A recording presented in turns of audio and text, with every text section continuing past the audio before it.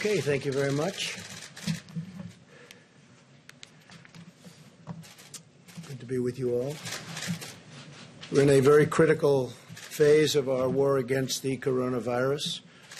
It's vital that every American follows our guidelines on the 30 days to slow the spread. The sacrifices we make over the next 4 weeks will have countless American lives saved. We're going to save a lot of American lives, and we're in control of our own fate, very much so. Maintaining social distance, practicing vigorous hygiene, and staying at home are your most effective ways to win the war and to escape danger.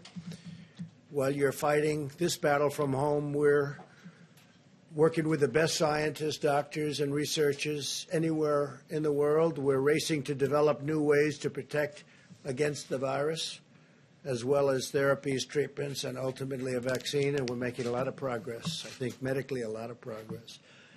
At the same time, we're also racing to get relief to American workers and small businesses, as you know. I want to remind small business owners across America that the Paycheck Protection Program is launching tomorrow. Nearly $350 billion in loans will be available to small businesses, including sole proprietors. These loans are up to 100% forgivable as long as employers keep paying their workers. Got to take care of your workers.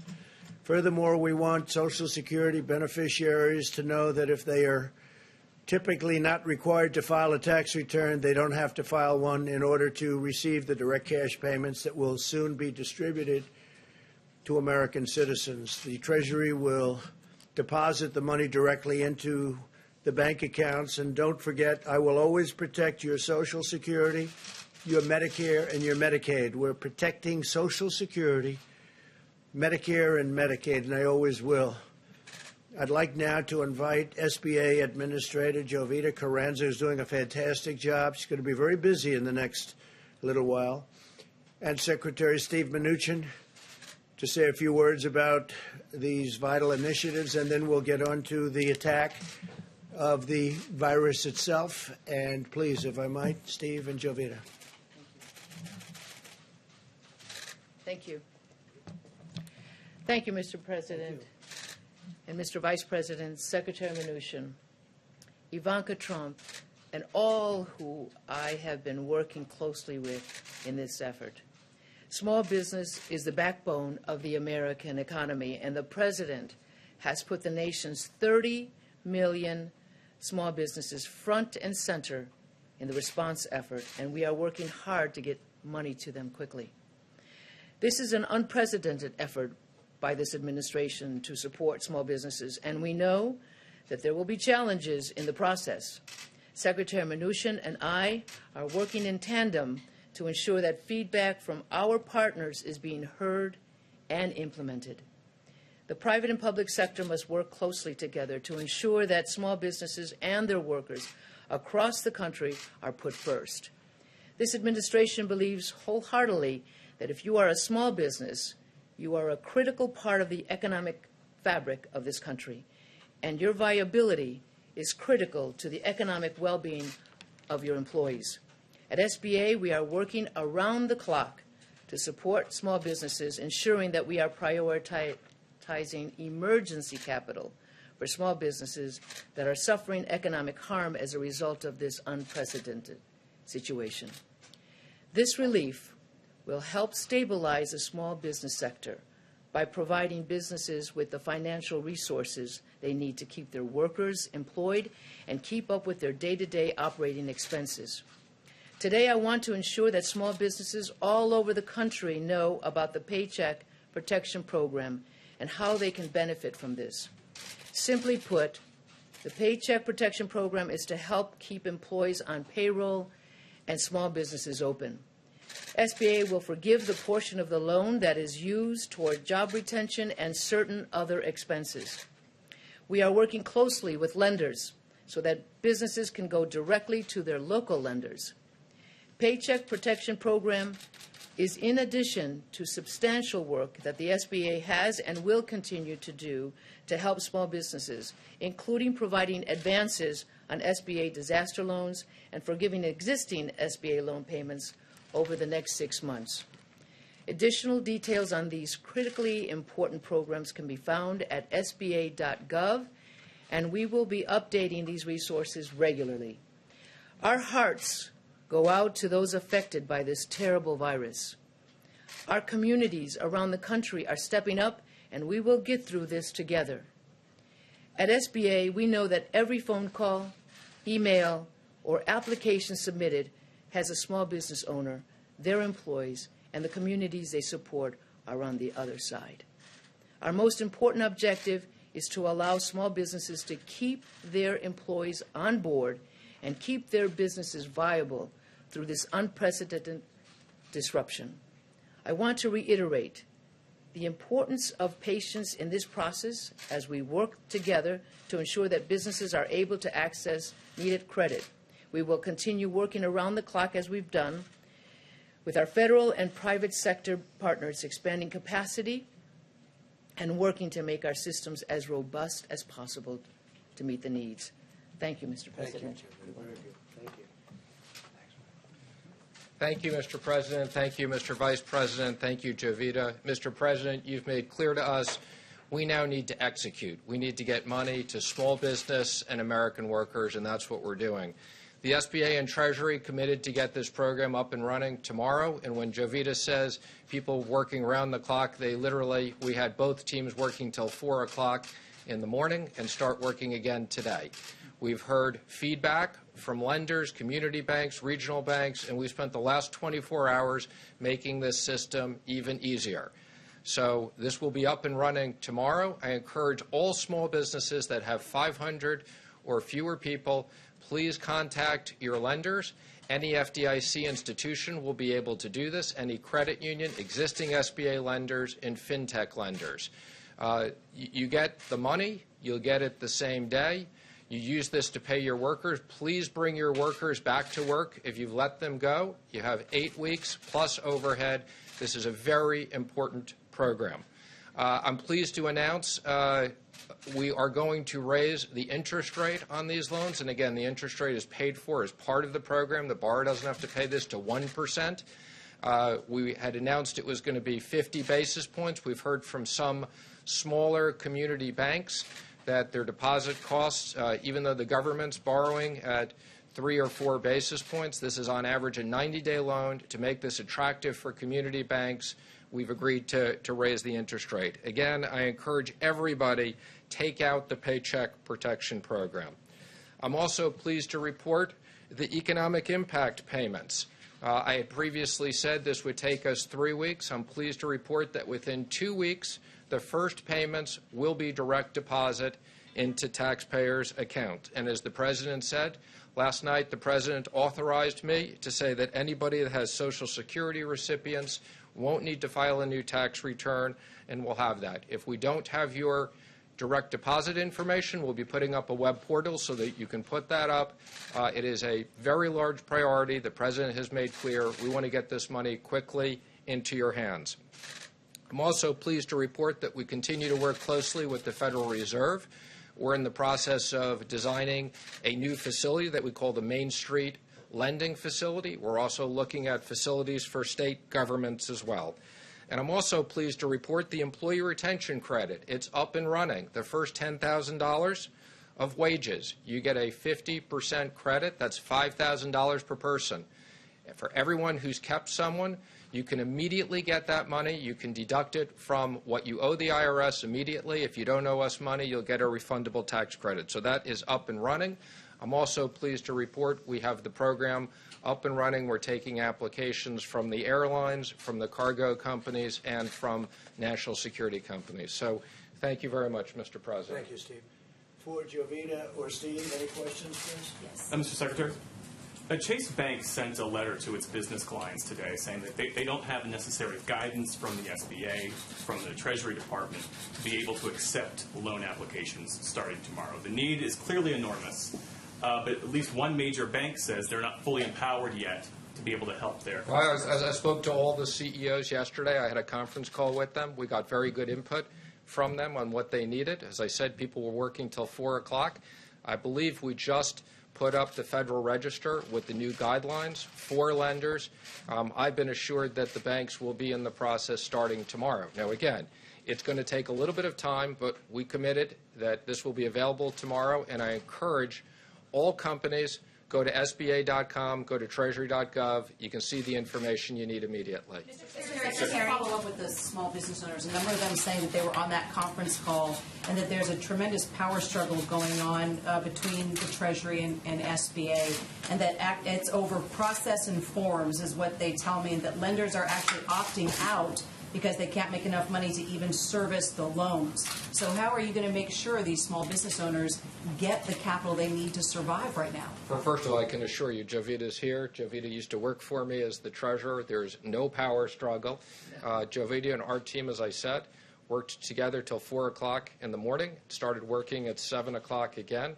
We've made the form simpler, and I can assure you at 5 points, I've told these bankers they should take all their traders and put them in the branches. So there'll never be another opportunity to earn 5 points on a 90-day fully government guaranteed loan. And those checks right into direct deposit, IRS now saying it take 4 to 5 months. You're saying 2 weeks. Well, let me be clear. Let me be clear. I don't know where you're hearing these things. I told you this would be 3 weeks. I'm now committing to 2 weeks. We're delivering on our commitments. The IRS, which I oversee, within 2 weeks, the first money won't be in people's accounts. Yeah, just to follow up on that, I think the question is not about the first checks. For folks who have direct deposit, it sounds like those will go out pretty quickly. The question is then for folks who don't have direct deposit, and there was a staff memo that was released by the House Ways and Means Committee today saying that that process could take up to 5 weeks. That takes you to mid-August. Is that how long it's going to take? That is not going to take 5 months, 5. Again, let me just say, when Obama sent out these checks, it took months and months and months. I am assuring the American public they need the money now. What we're going to do is, again, if we have your information, you'll get it within 2 weeks. If you're Social Security, you'll get it very quickly after that. If we don't have your information, you'll have a simple web portal. You'll upload it. If we don't have that, we'll send you checks in the mail. How many checks can you process a week, though? How many checks can you? Again, we can process a lot of checks, but we don't want to send checks. In this environment, we don't want people to get checks. We want to put money directly into their account. Thank you, Mr. Secretary. This is for, I guess, both you and the administrator. There have been some anecdotal reports that business people trying to get access to the online site to submit the applications. The website's been crashing. I've heard of webinars going offline because there's just too many people on them. So how are you guys going to be ready, tomorrow to get these loans out? We've brought in a lot of external resources at SBA and us to make sure there's additional capacity. As I said, we heard a lot of good feedback yesterday to simplify this process. It's going to be up and running. Now, let me just be clear. That doesn't mean everybody is going to get their loan tomorrow, but the system will be up and running. We encourage people over the next week. Sign up. You can go on right now. You can go on the web, see what information you need. Very simple process. Mr. Secretary, on a separate subject, have you been in touch with Leader McConnell and Speaker Pelosi about their differences right now about another stimulus package? I've spoken to the leader. I've spoken to the speaker. I've spoken to the president constantly. When the president's ready and thinks we should do the next stage, we're ready. The president's talked about the issue of infrastructure since the campaign. I think that's a big priority for him. And again, if we run out of money on the small business program, we'll be back right away to Congress to get this increased. Does the unemployment numbers today increase the urgency of doing a phase 4? Well, let me just say, we're going through something that we've never done before, where the government has shut down big parts of the economy because of health reasons. Our economy was in great shape. Our companies were in great shape. There are 3 ways that Americans are going to be protected. For small business, they'll get paid by their business through this program. The direct deposit. There's also enhanced unemployment. So we realize, unfortunately, there are a lot of companies that, because they aren't in business over a short period of time, again, we're working with the states on enhanced unemployment.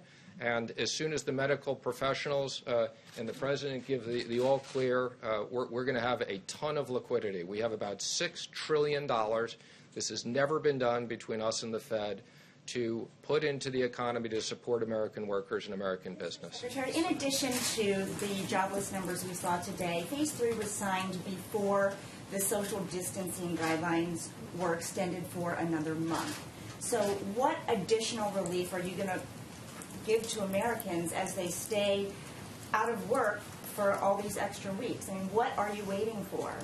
Well, in designing this program, we thought that we had liquidity for about 10 weeks, and that's what we've designed.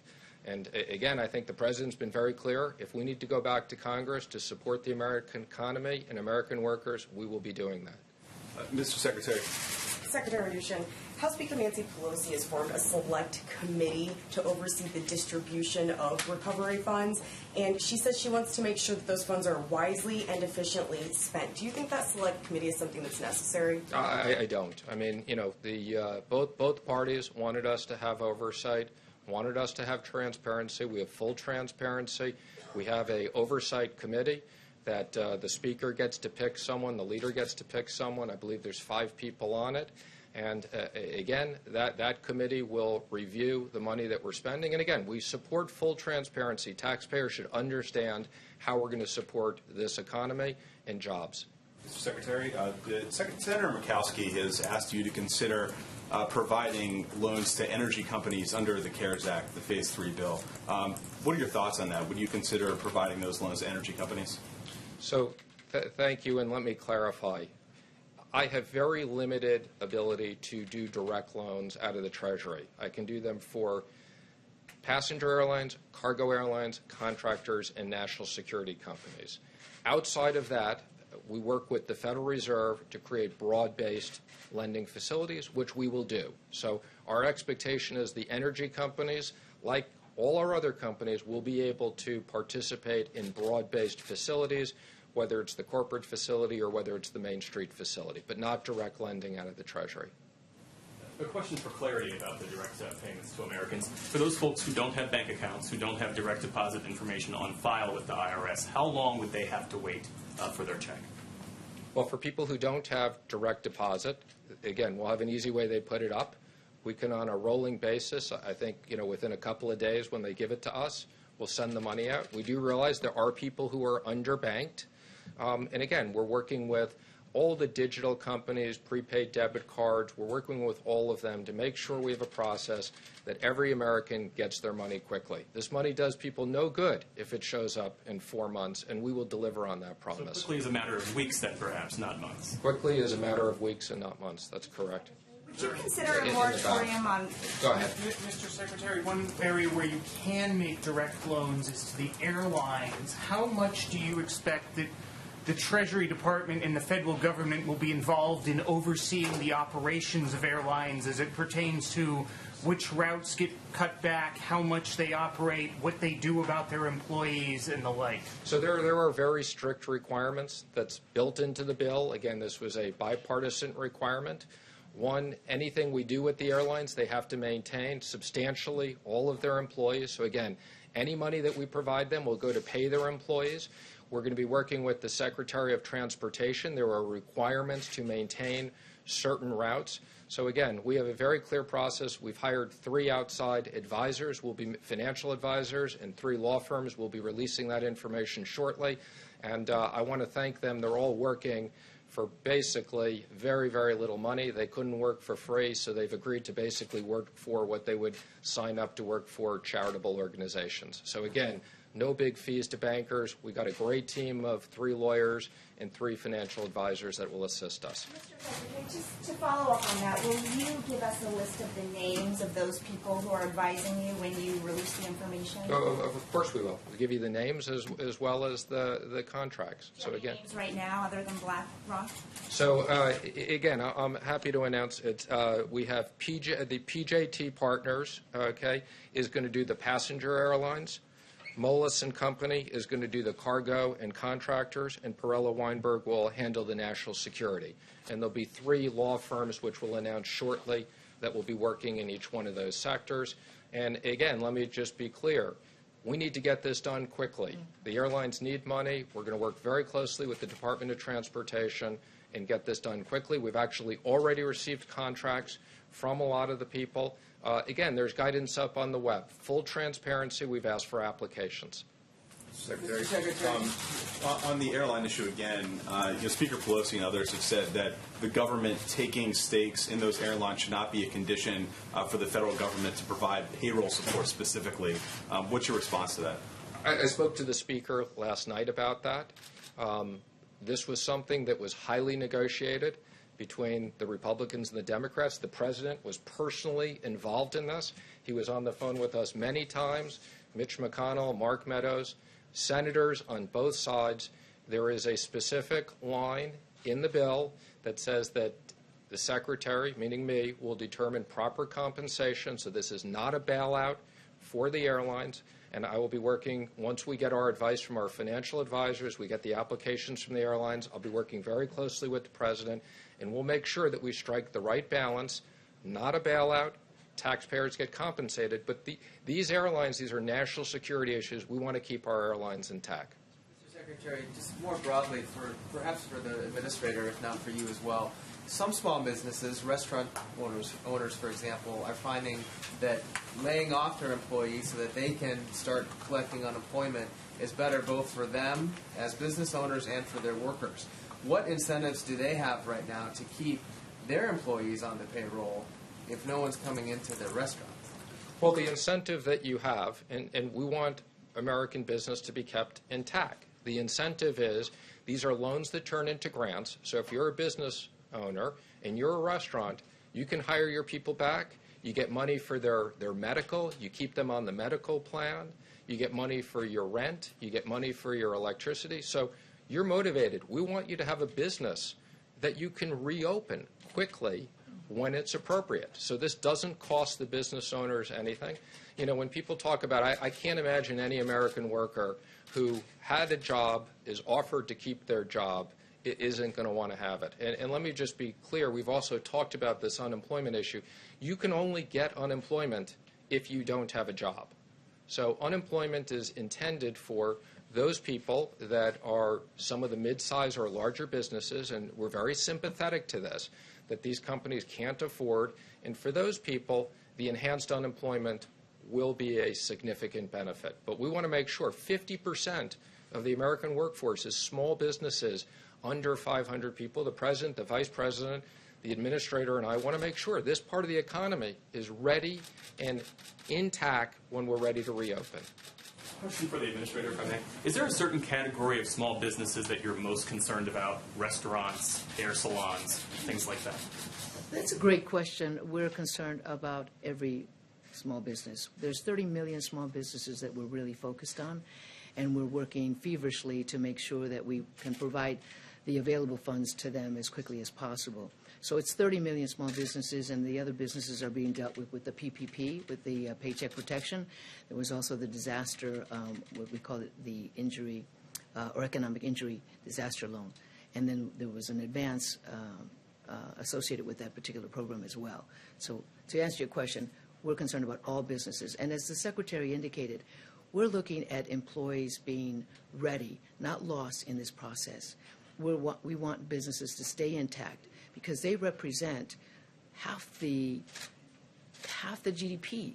So if we spend $1 trillion to support 10 trillion or 11 trillion, I think that's a significant investment, and that's what we're focused on. Is there a certain segment that you think is particularly vulnerable? Hang on, I just want to make one comment for explanation because I want to make sure everybody out there understands this.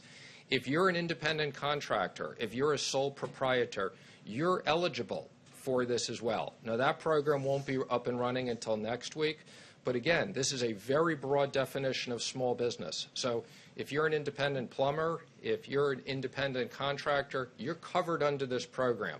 Slightly more complicated. You have to come into your bank and give them more information, but starting next week, that part of the program will be up and running. Also, charities. Charities as well, very important. The Vice President and President make sure that we covered small charities in this.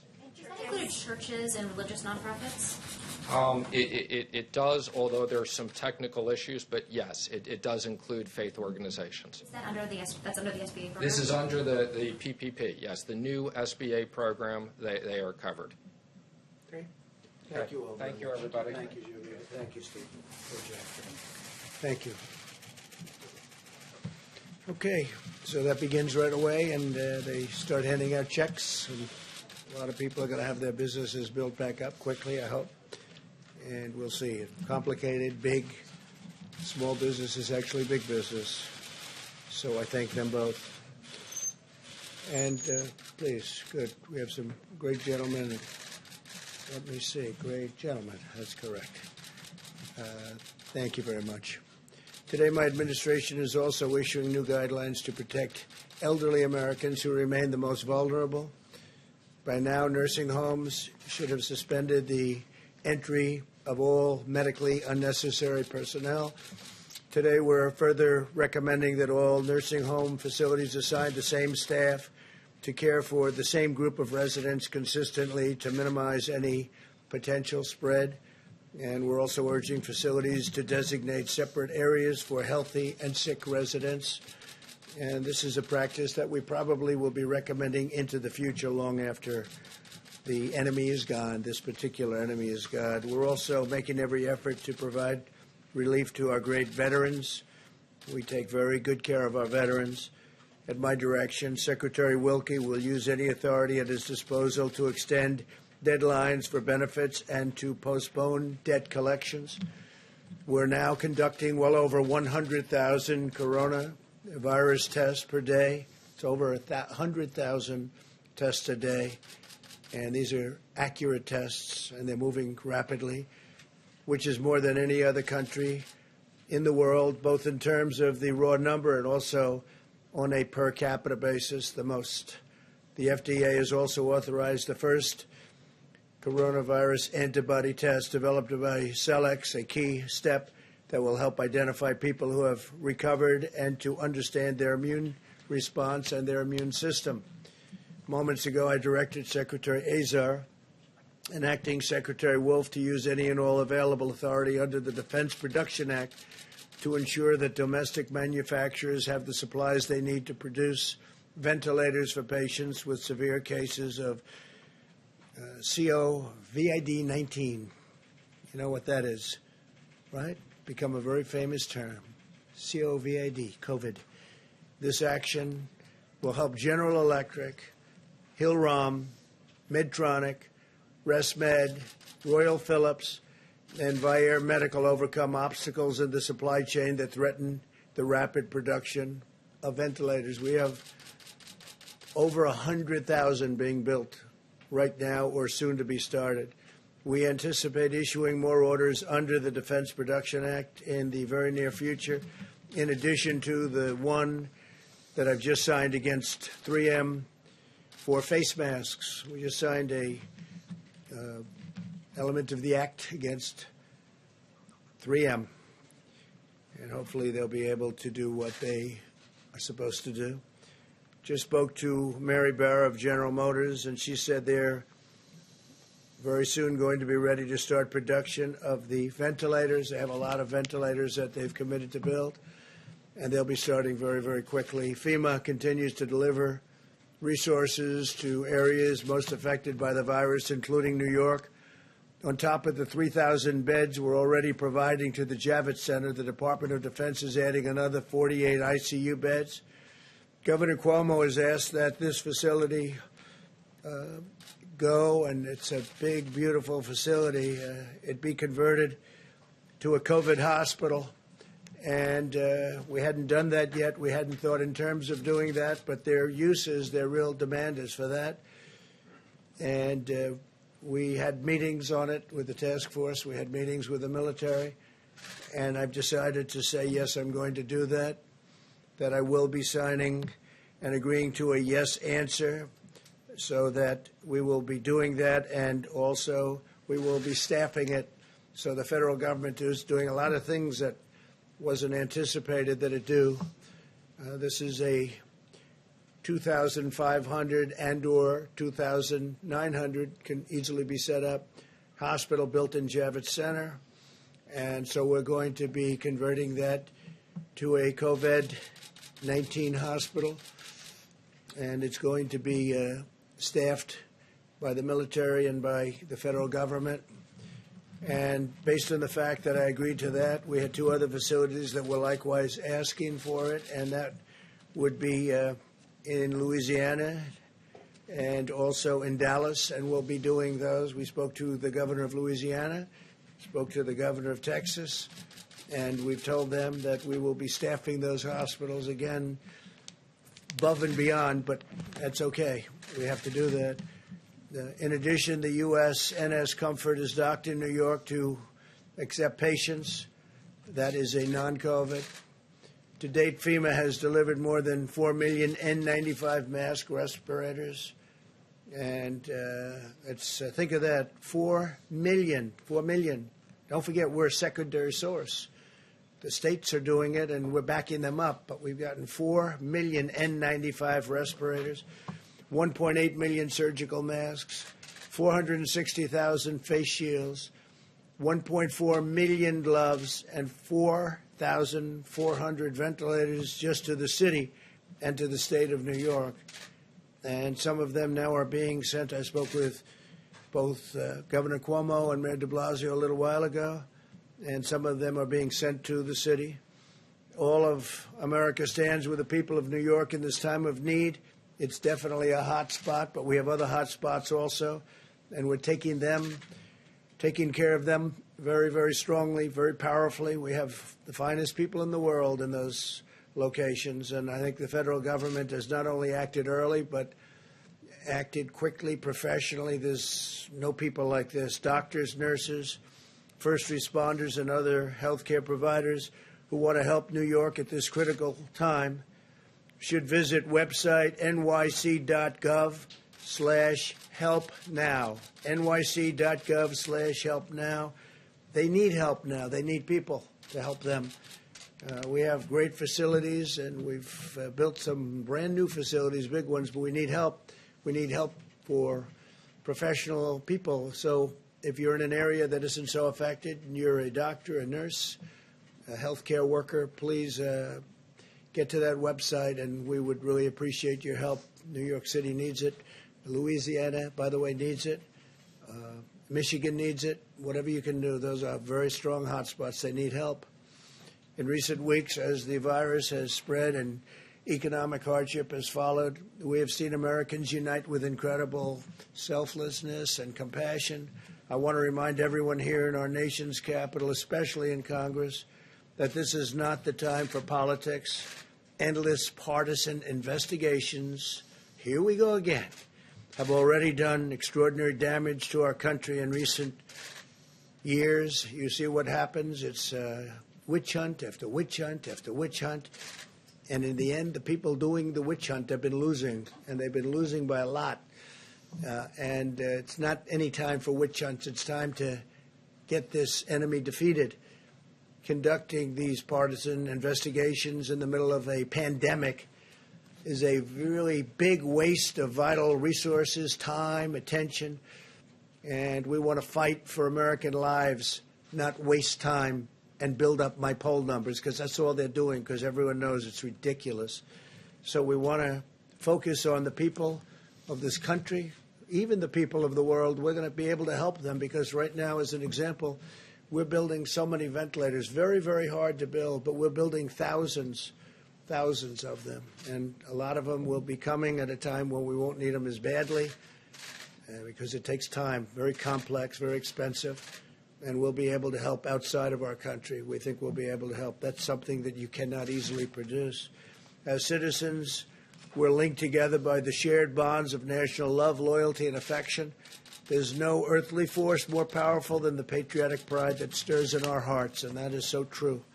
It's incredible the job that everybody's been doing, everybody. They don't sleep. They don't go to bed. Sometimes they get nothing. I said to somebody recently on the task force, how many hours sleep have you gotten over the last couple of days? The answer was none.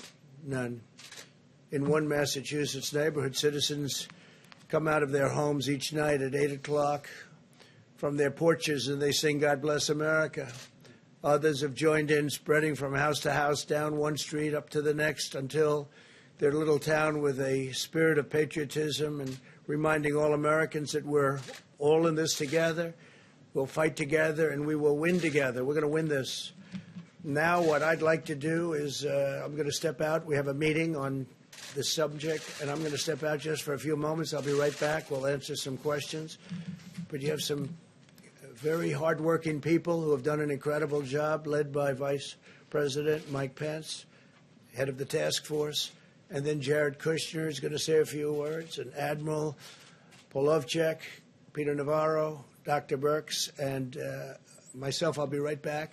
So I'll see you in a little while. I did take a test. It just came out. This is from the White House physician. You may have it. Just came out. I just took it this morning. And I took it. It took me literally a minute to take it. And it took me, I guess it was 14 or 15 minutes. I went to work. I didn't wait for it, but he said it took 14 minutes or something to come up with a conclusion. And it said the president tested negative for COVID-19. So that's the second one. I think I took it really out of curiosity to see how quickly it worked and fast it worked, and it's a lot easier. I've done them both. And the second one is much more pleasant, Jeff. I can tell you that. Much more pleasant. So I'll be back in a little while. And Mike, please take over. Thank you. Thank you all very much. I'll be right back.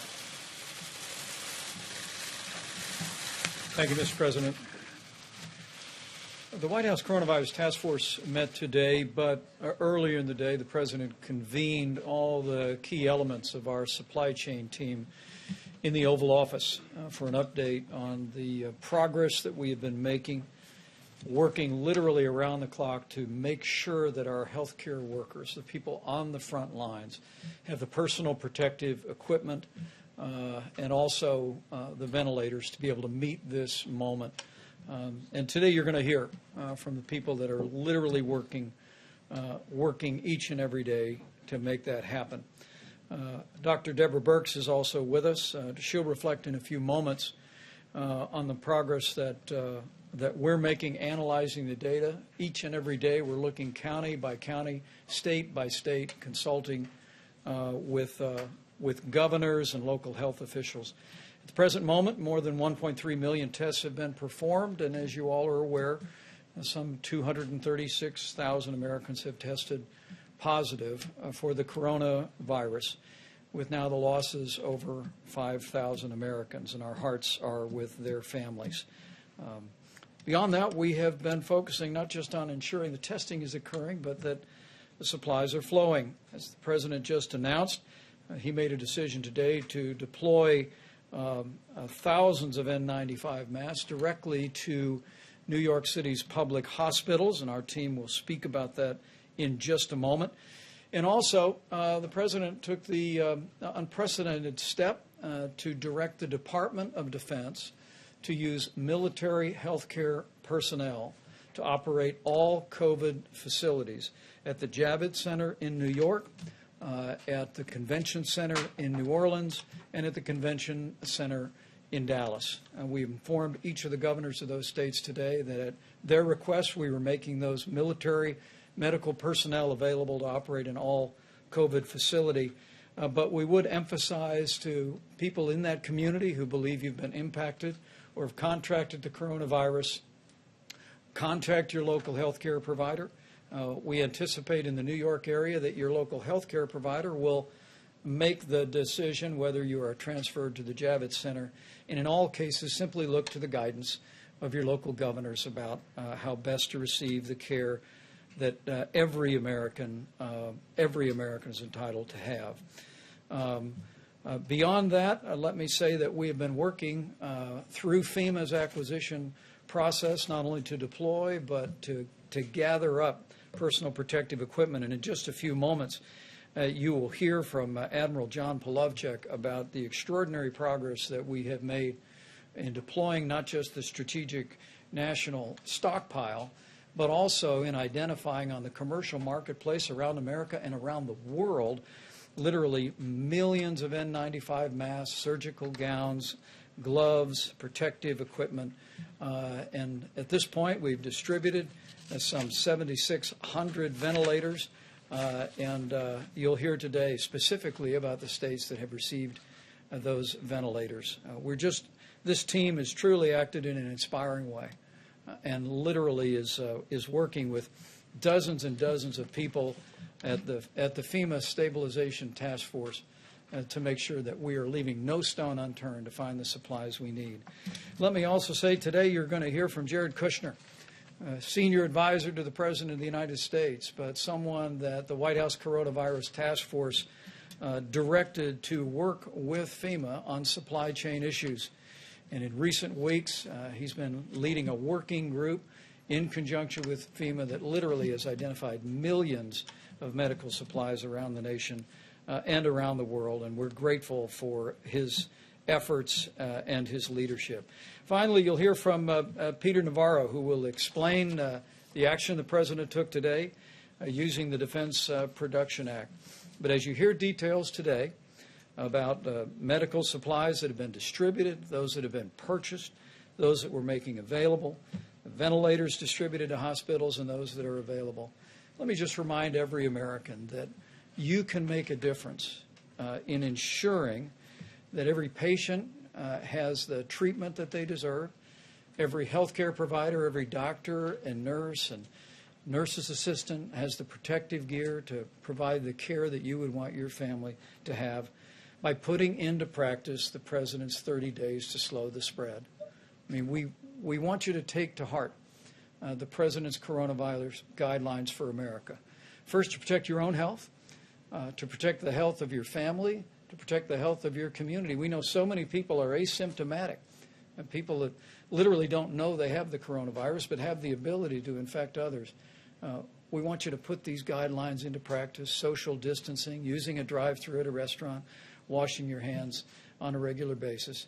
But as we focus today on supplies, make no mistake about it, every American can make sure that our healthcare workers and, more importantly, Americans that are struggling with coronavirus have the equipment to support their treatment by putting these principles into practice. Because the fewer Americans that contract the coronavirus, the fewer Americans will have to enter our healthcare system.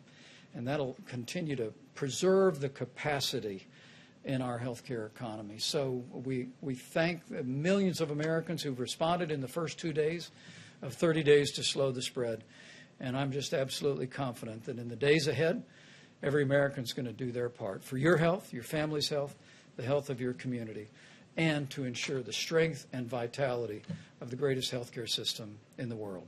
With that, let me introduce Jared Kushner to speak about the work that he's been doing, working with FEMA on ensuring a strong supply chain to meet this moment. Jared? Thank you, Mr. Vice President, and thank you for your great leadership on the task force. And thank you to Dr. Birx and Dr. Fauci as well. It's been an honor working with you these past few weeks. When the Vice President first asked me to help on the task force with different tasks, I asked the President what he expected from the task force and how I can best serve him and the task force. What the President asked is that all of the recommendations that we make be based on data. He wanted us to be very rigorous to make sure that we were studying the data, collecting data. A lot of things in this country were happening very quickly, and we wanted to make sure that we were trying to keep updating our models and making sure that we were making informed decisions and informed recommendations to him based on the data that we were able to collect and put together.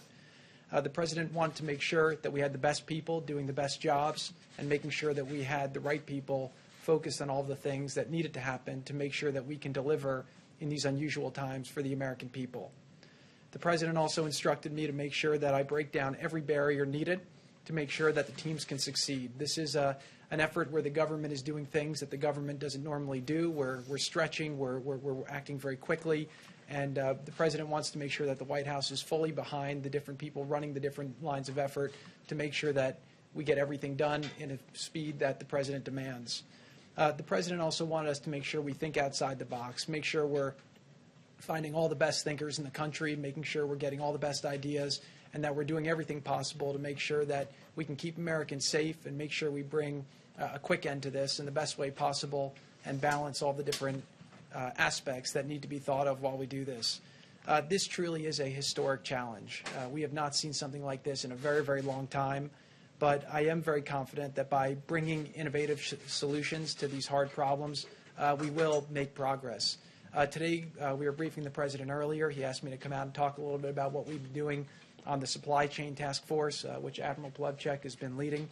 And what he's been very impressed by is the way that we've been resourceful to find product all over the world, all over the country, and we are finding ways to solve the different problems. The President's been very, very hands-on in this. He's really instructed us to leave no stone unturned. Just this morning, very early this morning, I got a call from the President.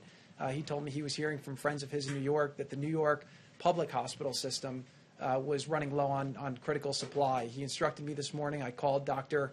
Katz, who runs the system, asked him which supply was the most supply he was nervous about. He told me it was the N95 masks. I asked what his daily burn was, and I basically got that number. Called up Admiral Polovchek, made sure we had the inventory. We went to the President today, and earlier today the President called Mayor de Blasio to inform him that we were going to send a month of supply to the New York public hospital system to make sure that the workers on the front line can rest assured that they have the N95 masks that they need to get through the next month. We'll be doing similar things with all the different public hospitals that are in the hotspot zones and making sure that we're constantly in communications with the local communities. One thing I will say, just based on data, is that we've been getting a lot of data from different governors and from different mayors and from different cities. One thing I've seen FEMA do very, very well over the last week or so is now we're getting real-time data from a lot of cities. People who have requests for different products and supplies, a lot of them are doing it based on projections, which are not the realistic projections. The projections change every day as we see the cases, as we see the impacts of the Stop the Spread effort that this task force recommended and the President has been pushing forward. So I do think that we'll see that hopefully there'll be impact of that, and the task force has been working very hard through the FEMA group with Admiral Polovchek to make sure that we're getting the supplies to people before they run out and making sure that we're doing it in a proper way. I'd like to just introduce Admiral Polovchek, who before coming to this, I guess still is, he's the Vice Director for Logistics for the Joint Staff. I got a call from one of the senators saying, well, why don't you put a great military person in charge of the logistics and the supply chain and the Defense Production Act? And I said, well, the President already did that. This is the best man that we have in the country for supplies and logistics. He joined the task force 13 days ago over at FEMA, and he's built a team really at the direction of the Vice President that includes people from FEMA, OMB, the FDA, HHS, the White House, and from everywhere else. And what they've done over the last 13 days has been really extraordinary. We've done things that the government has never done before, quicker than they've ever done it before. And what we're seeing now is we found a lot of supplies in the country. We've been distributing them where we anticipate there will be needs, and also trying to make sure that we're hitting places where there are needs. So I can tell you the people in the task force, they're working day and night. You've got a lot of people in the government. We recognize the challenge that America faces right now. We know what a lot of the people on the front lines are facing, the fear that they have that they won't have the supplies they need, and our goal is to work as hard as we can to make sure that we don't let them down. So I just want to thank everybody, and with that I'll introduce Admiral Polovchek, who's doing an amazing job. Thank you, Mr. Kushner, Mr. Vice President. So today I'm going to cover a couple items, five things. First thing I'm going to talk about is resources pushed out from the federal government. And then I'm going to talk about this air bridge, which you may have heard about. I'm going to talk about data. As you said, Mr. Kushner is absolutely right. We're trying to be data-driven. And then I'm going to talk a little bit about how we're trying to expand the industrial base here to meet this challenge. So the first thing I want to talk about is surgical masks. So you've quickly stated numbers here. So I'm about to go through several different slides to give you just scale and magnitude of federal resources that have been applied at the problem. So 27.1 million surgical masks pushed out to state governments. For N95 masks, 19.5 million N95 masks. And so if I was in a local hospital that was running short, I would look upward because the federal government has pushed out resources. So for protective gloves, 22.4 million pairs of protective gloves. For face shields, 5.2 million face shields. For ventilators, we have pushed to the states more than 7,600 ventilators, and I think as I was coming over here, that number's changed slightly. I think it's now 7,640, given to these states, to the predominant of these states. So we wanted you to have some numbers. Now, as we've indicated, we had ventilators in the national stockpile. We pushed ventilators out. We're holding ventilators to put to the point of need, but we're also buying ventilators, asking the industrial base who produces approximately, prior to COVID, approximately 30,000 ventilators a year. We are going to, over the next several months, by the end of June, work to acquire 100,000. And so one of the tools that we're going to, I can anticipate needing, and we've already executed, is all of those vendors that we're buying them from potentially will need help in their supply chains with their suppliers. We might rate orders. We might help them get ahead of others in that endeavor. So I think Mr. Navarro is going to talk a little bit more of that later. So let me talk about the air bridge. So it normally takes approximately 37 days to get from overseas, get product, load it, get it to the United States, and distribute it. That's about 37 days.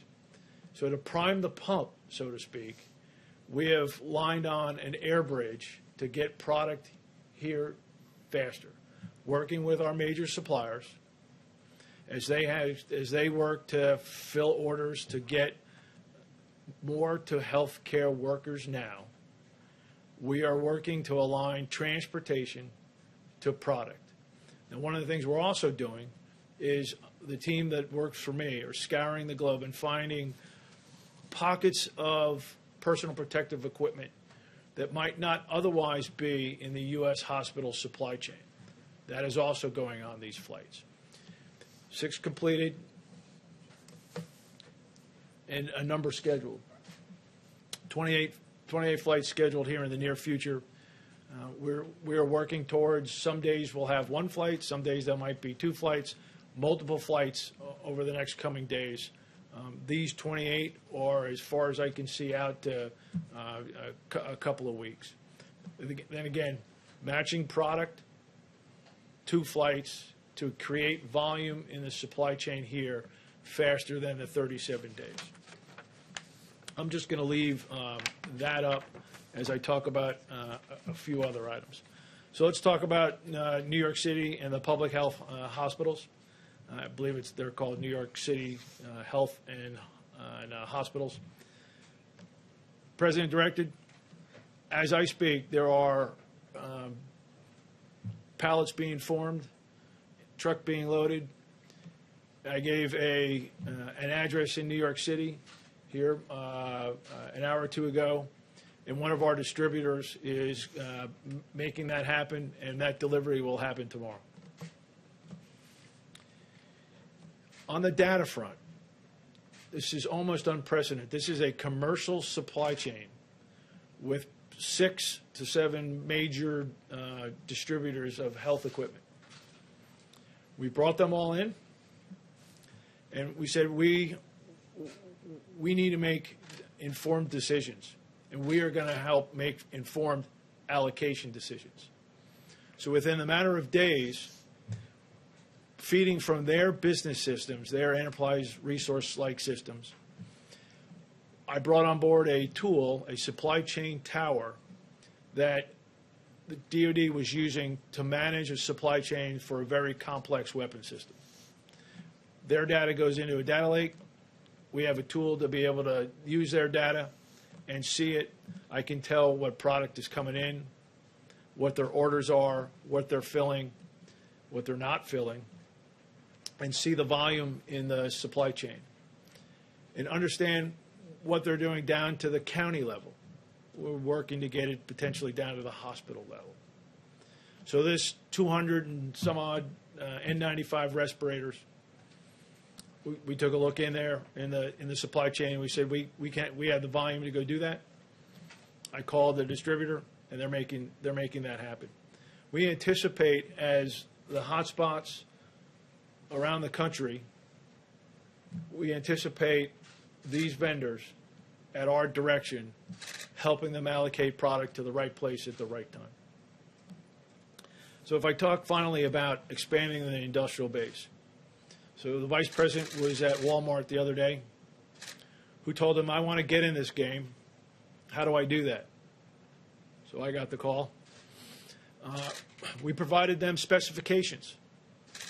And Walmart is going to use their suppliers to cut fabric, make gowns, sew product.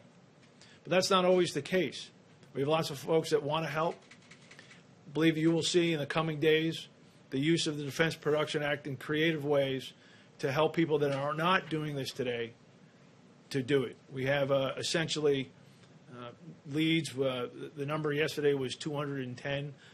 I believe it probably grew today, that we are working with to find how each one of those might need help to get in the game that's not in the game, to increase the throughput through the healthcare market. Again, the president gave me one task: get more to our healthcare workers now. And I took that to heart, because I have, not that I don't need that from the president to that direction to move out, but I have family in New York. My sister's a nurse practitioner in a Westchester hospital, and my niece is a nurse on a Long Island hospital. And I have other healthcare professionals in the family. So I have skin in this game. And the president asked me to get more to the healthcare workers. I'm going to get more to healthcare workers. I'd like to hand over to Mr. Navarro. The 200,000 is going out as we speak. Specific about that. It'll be delivered tomorrow. Let me be clear on that, if I can.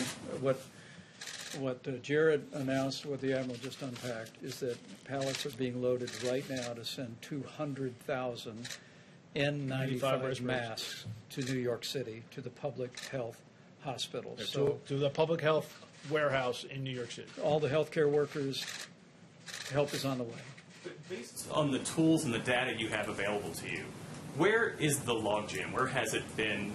How have you identified that? Because as you say, all this, millions more PPE is going out the door. As you well know, the frontline medical workers I would answer you this way. We put up a lot of numbers. I said that if you're in a hospital and you're not seeing PPE, I would look up to the state level first. Some governors saying they can't get the medical equipment that they need.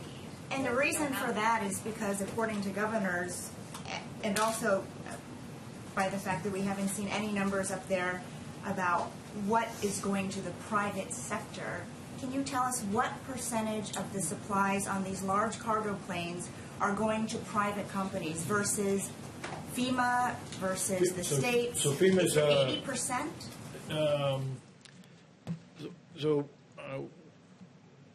This product that we're moving is primarily commercial product that would enter the commercial system and be distributed through financial business transactions between hospitals and these distributors. So just to clarify, that explains why states say they're bidding like they're on eBay, because the supplies are going to the private sector, and then they have to go there to get the supplies. That's normally how things. That's normally how things work, right? So I'm not here to disrupt a supply chain. So look, these 6 distributors, 6, 7, they have 600 to 700 warehouses. They have trucks to go to the hospital door every day. We're bringing product in.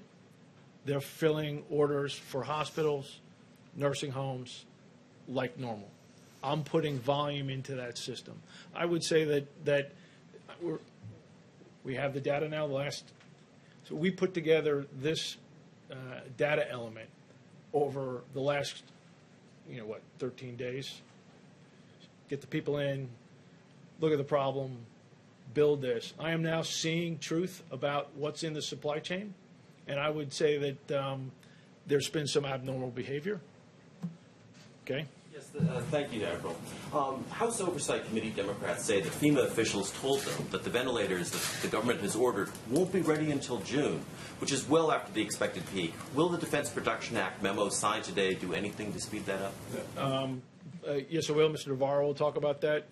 We're online to receive several thousand ventilators in the month of April and several thousand more ventilators in the month of May, ramping up to a big number in June. Again, going from an industry that produces about 30,000 annual to a very big number. Are you confident that the system means the states with the greatest need are getting the supplies?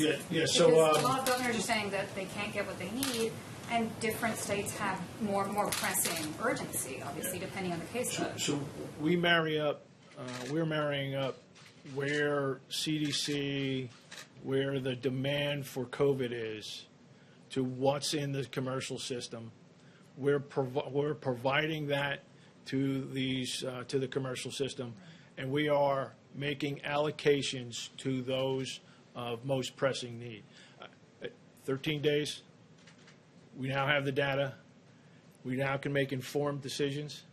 And so all of the I need, I now know the volume that has been happening and needs to be happening. So, Admiral, with that, and Mr. President, I'd love for you to weigh in on this as well. You talk about, you alluded to the fact there is possibly some shady business going on, that the product is here in the United States. And coming here. Yes, and it is coming here. It's coming from China. It's in warehouses. It's being made here in the United States. It's in warehouses. But it's going to the highest bidder.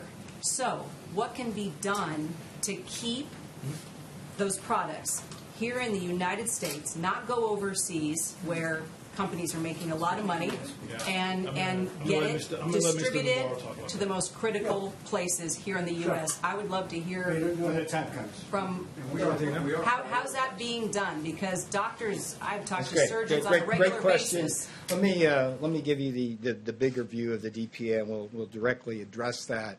What we have essentially is a nation at war. We have a wartime president standing behind me. The Defense Production Act is one of the most powerful weapons this administration can use to fight the invisible enemy of the virus. When I spoke with you last week, I explained the 3 points of the compass DPA can be used to hit.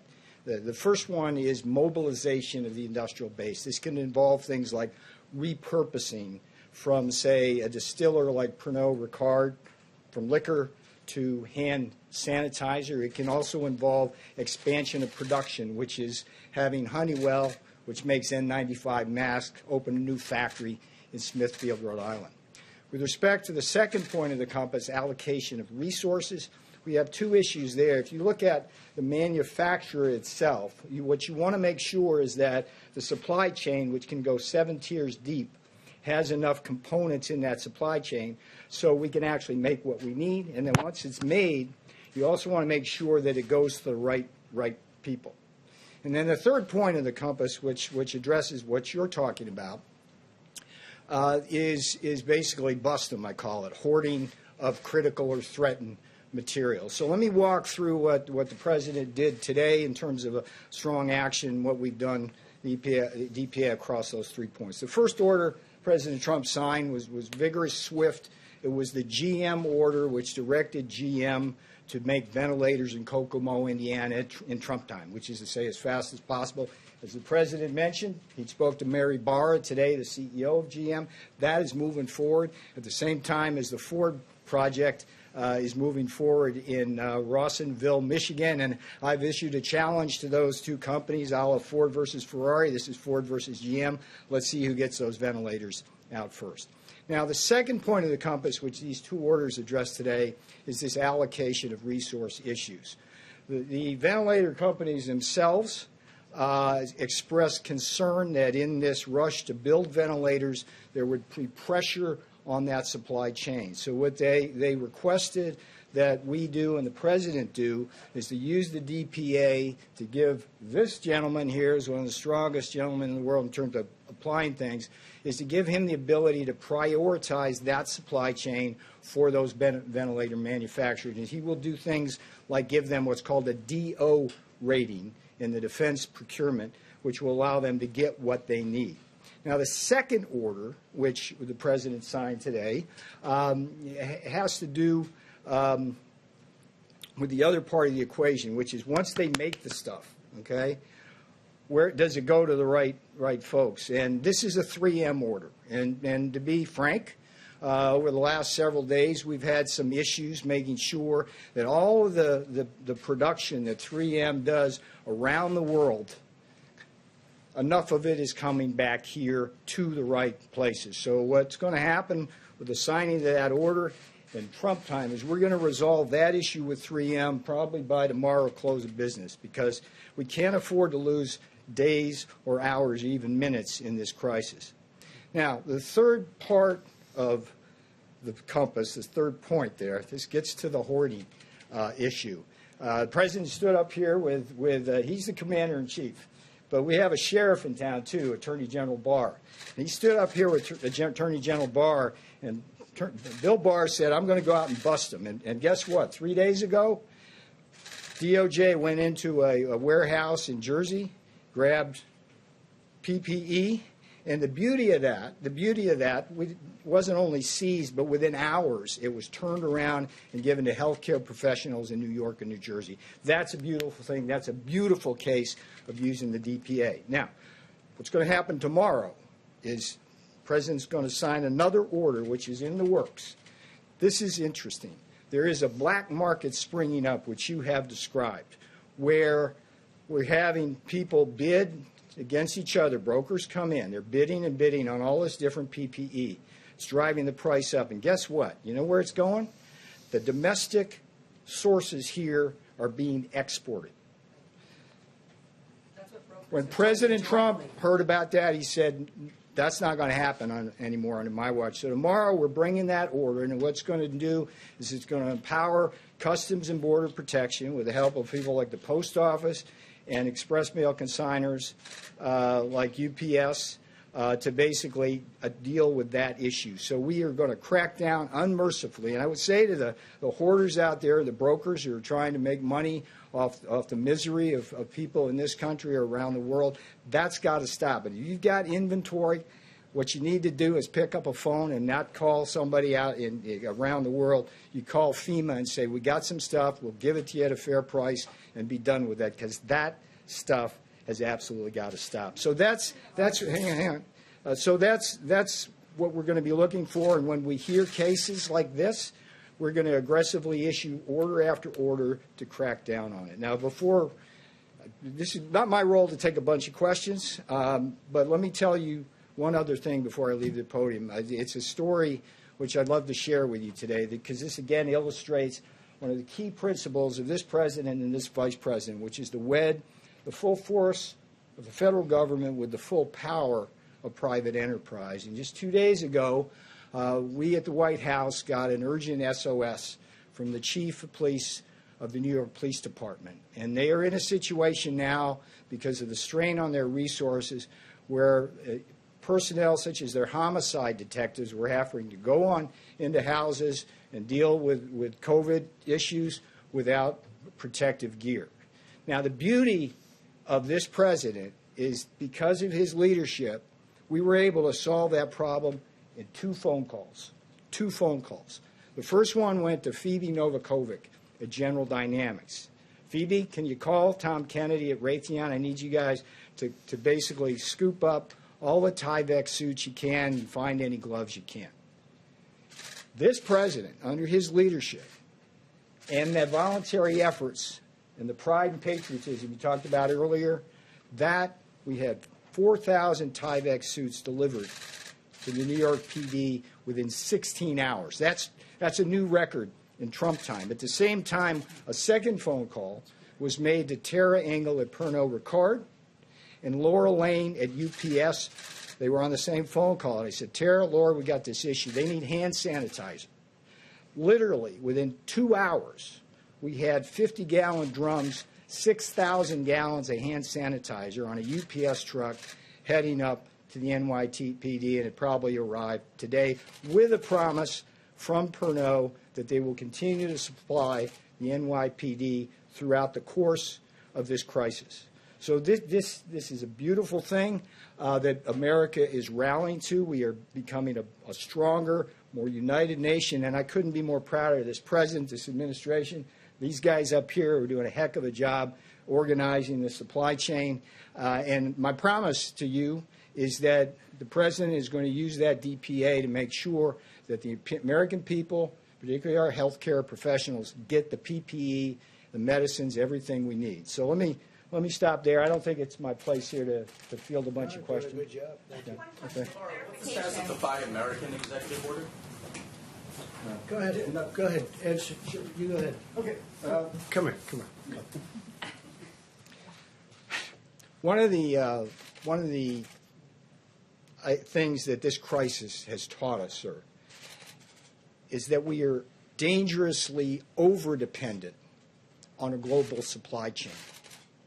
For our medicines, like penicillin, our medical supplies, like masks, and our medical equipment, like ventilators. We have right now, as we speak, over 50 countries have already imposed some forms of export restrictions in their country against the rest of the world. And what we're learning from that is that no matter how many treaties you have, no matter how many alliances, no matter how many phone calls, when push comes to shove, you run the risk as a nation of not having what you need. And if there's any vindication of the president's Buy American, secure borders, and a strong manufacturing base philosophy, strategy, and belief, it is this crisis, because it underscores everything that we see there. So the Buy American order, which is going through process, would do a couple things. It would simply say, not during this crisis, because we don't want to disrupt anything. I want to be really clear about that. But going forward, after this is over, the VA, DOD, HHS, and this government buys American for essential medicines, our medical countermeasures, and the medical supplies and equipment we need. At the same time, it will deregulate so we can get the FDA and EPA to facilitate domestic manufacturing, and then innovate. Because the key here is having advanced manufacturing on U.S. soil that can leapfrog other countries so we don't have to worry about competing against cheap sweatshop labor, lax environmental regulations, different tax regimes, and the massive subsidies of foreign governments who are actually directly attacking our industrial base. So be patient with that, sir. The other priorities we have right now are the DPA and what the task force is doing. But if we learn anything from this crisis, it should be never again should we have to depend on the rest of the world for our essential medicines and countermeasures. And by the way, we've cut them out also, to be honest. We've stopped orders going from certain places. And in a couple of places, like we had a big order going to Italy on important outfits and some ventilators, and it was going to Italy. They made the order a long time ago. And I said, you got to let it go. They had an order, and I could have cut it. Under the Act, I could have cut it. I said, nope, you can't do that. You got to let it go. You know, they have big problems. We had an order going to Spain, and I said, let it go. I could have stopped it. I said, let it go. We're going to be fine. I said, let it go. So it works that way also. One other thing as to your question, oftentimes, and we've told this to the governors, Mike, we've been very strong on this, if you think there's bidding between federal government and state, let us know and we'll drop out immediately. Or you drop out and we lower the price. Against each other. No. If we're bidding against each other, I said find out who it is. And usually they know. Everyone knows.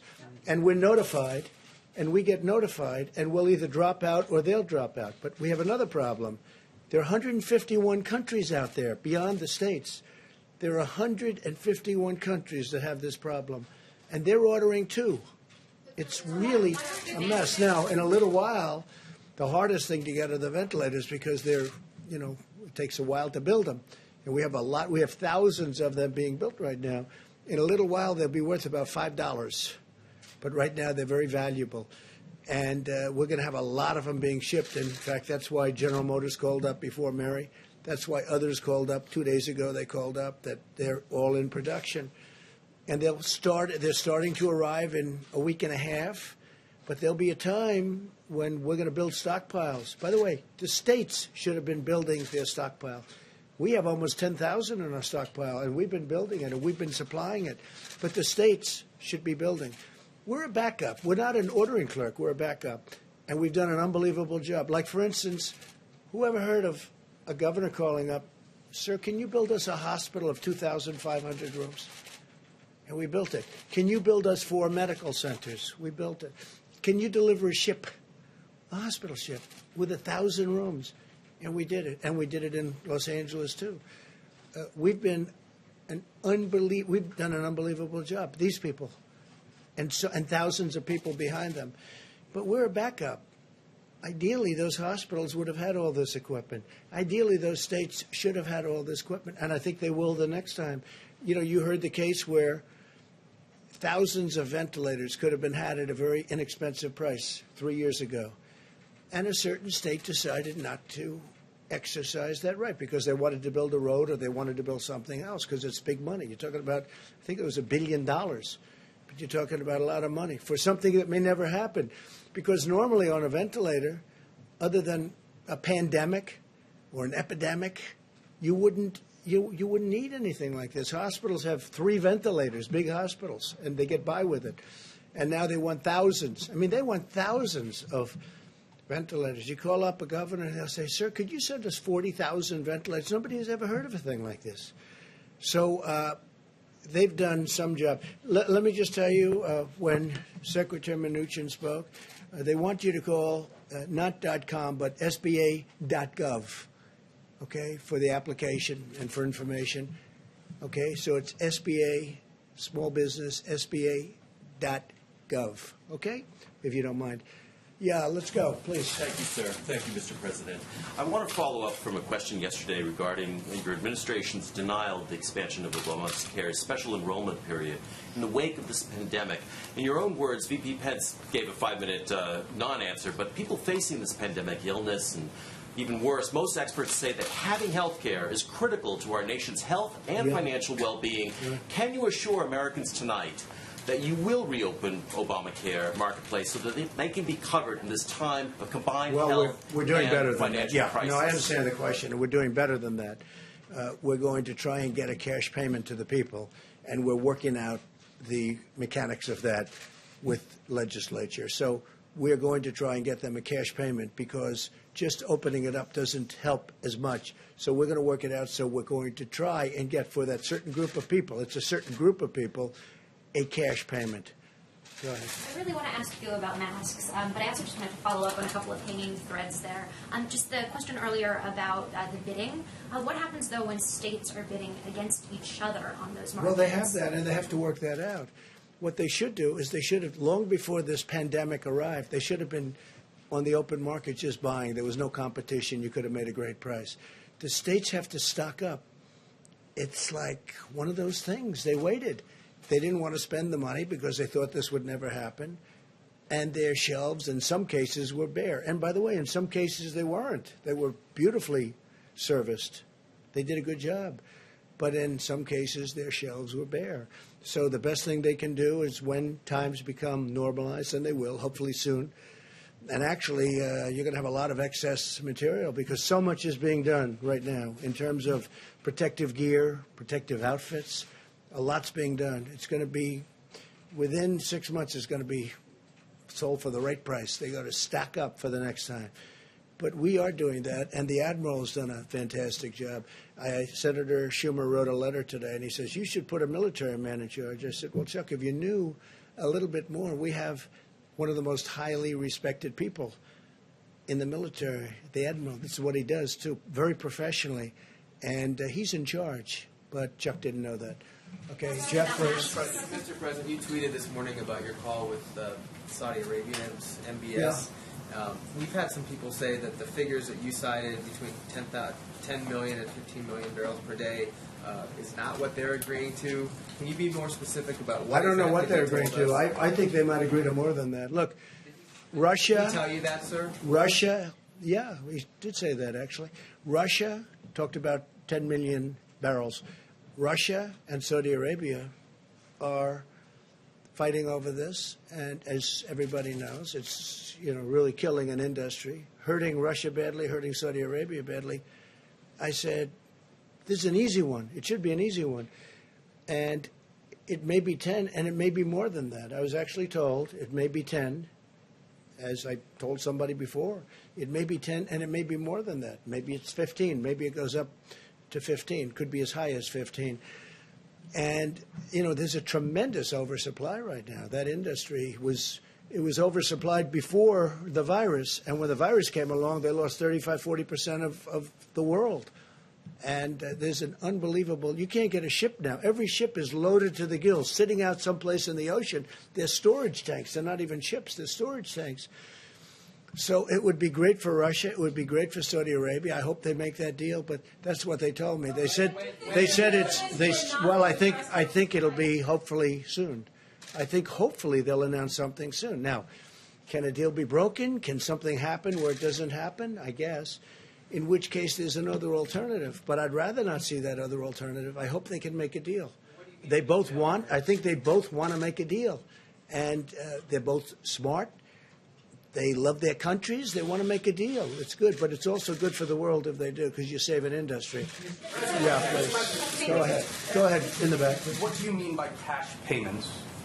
I'm going to let Mike, because we went over this very specifically, and I'll let you talk about it, Mike, because you responded last time. Right. Thank you, Mr. President.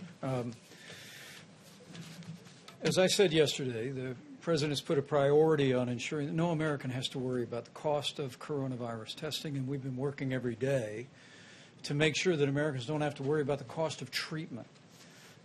And at this point, the White House Coronavirus Task Force is working on a proposal for the President to use some of the $100 billion that we're making available to hospitals to compensate the hospitals directly for any coronavirus treatment that they provide to uninsured Americans. We're working out the details of that. The President will make a final decision tomorrow. We expect an announcement, but the President's made it very clear. We don't want any American to worry about the cost of getting a test or the cost of getting treatment. And we've expanded coverage through Medicaid. We've expanded coverage through Medicare. Health insurance companies around the country, including Blue Cross, just today announced that all of their members will be waiving all co-payments on coronavirus treatment. But for those some 30-odd million uninsured Americans, the President has directed the Coronavirus Task Force to find a way to make sure that they know we will find a way to pay for your coronavirus treatment, and the President will be addressing that and announcing that tomorrow. Mr. President, a point of clarification and then a follow-up question. Yesterday you said that you spoke to Florida Governor Ron DeSantis before he issued his stay-at-home order. Did you advise him to issue that order? No, but I talked to him about it. And he wants to do what's right for the people of Florida. He's been a great governor. You could see that just by his popularity, which is extraordinary. We're proud of him. He's done a fantastic job, and he made the decision. But we spoke before he made the decision, yes. And he had also said that he is considering putting people who are suspected of having coronavirus or who have tested positive for it in isolation centers, and that he could potentially use hotels. So he hasn't consulted with I haven't heard that. Yes. Thank you, Mr. President. Ebony Bowden from the New York Post. A few hours ago, Mayor de Blasio, the mayor of New York, said that New Yorkers leaving their homes should wear masks. They should also wear masks when they're with other people. Are you considering that kind of recommendation on a federal level? And if you are, how would you prevent a rush on N95 masks? Well, I think they're going to be coming out with regulations on that, and if people want to abide by them, frankly, I don't think they'll be mandatory, because some people don't want to do that. But if people wanted, as an example on the masks, if people wanted to wear them, they can. If people wanted to use scarves, which they have, many people have them, they can. In many cases, the scarf is better. It's thicker. I mean, you can, depending on the material, it's thicker. But they can do that if they want. Now, a recommendation's coming out. We'll see what that recommendation is. But I will say this. They can pretty much decide for themselves right now. Nationwide, and can I also Nationwide. nationwide, not just for hotspots, and then maybe this is best for Dr. Birx, but we've heard some differing guidance here. The WHO, even the Surgeon General, have talked about various studies that show that masks, in addition to maybe not even being helpful to protecting people, may actually increase the rates of illness because people touch the masks and they touch themselves. Sure. Can you talk a little bit about just the All right, evolution maybe of I the will thinking on ask this? Dr. Birx. And you might mention that other point also. Yeah. No, thank you. So I hope you got from the conference today that we're triangulating data that we know from the case numbers, the testing numbers, the supply chain numbers to create an integrated picture so that we can really support hospitals in their needs. And I think that level of granularity is really critical. Secondly, I just want to make the point that we really applaud the governors that are looking at a whole of state or a whole of metro approach. And what do I mean by that? The United States, going into this, had about 160,000 ventilators across the United States and another 60 to 70,000 anesthesia machines. That's about 5 times what most of the European countries have. But it's a matter of distribution to need, and I really applaud the governors that are bringing together their public hospitals with their more private hospitals and their visibility across their state. Because what we tried to talk about yesterday is every state, every county is different. And that's why we're looking at it at that level of granularity.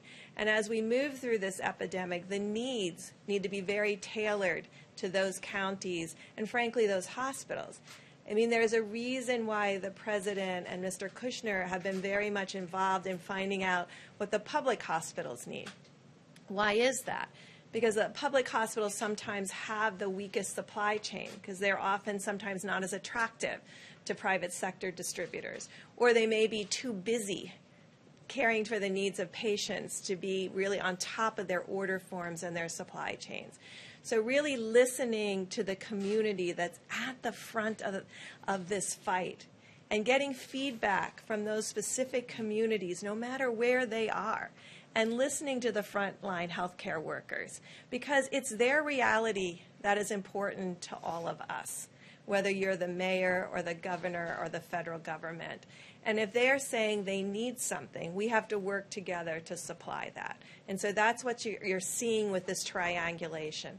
Every county will move through this differently, and that allows us to move around these vital issues that protect the frontline healthcare workers and protect the patients through the ventilators to make sure that the supply chain is aligned with the need as it happens. Now, you have to have very good data in order to be willing to work in that level of granularity, and that's what we've been working on to really develop that level of granularity to ensure that.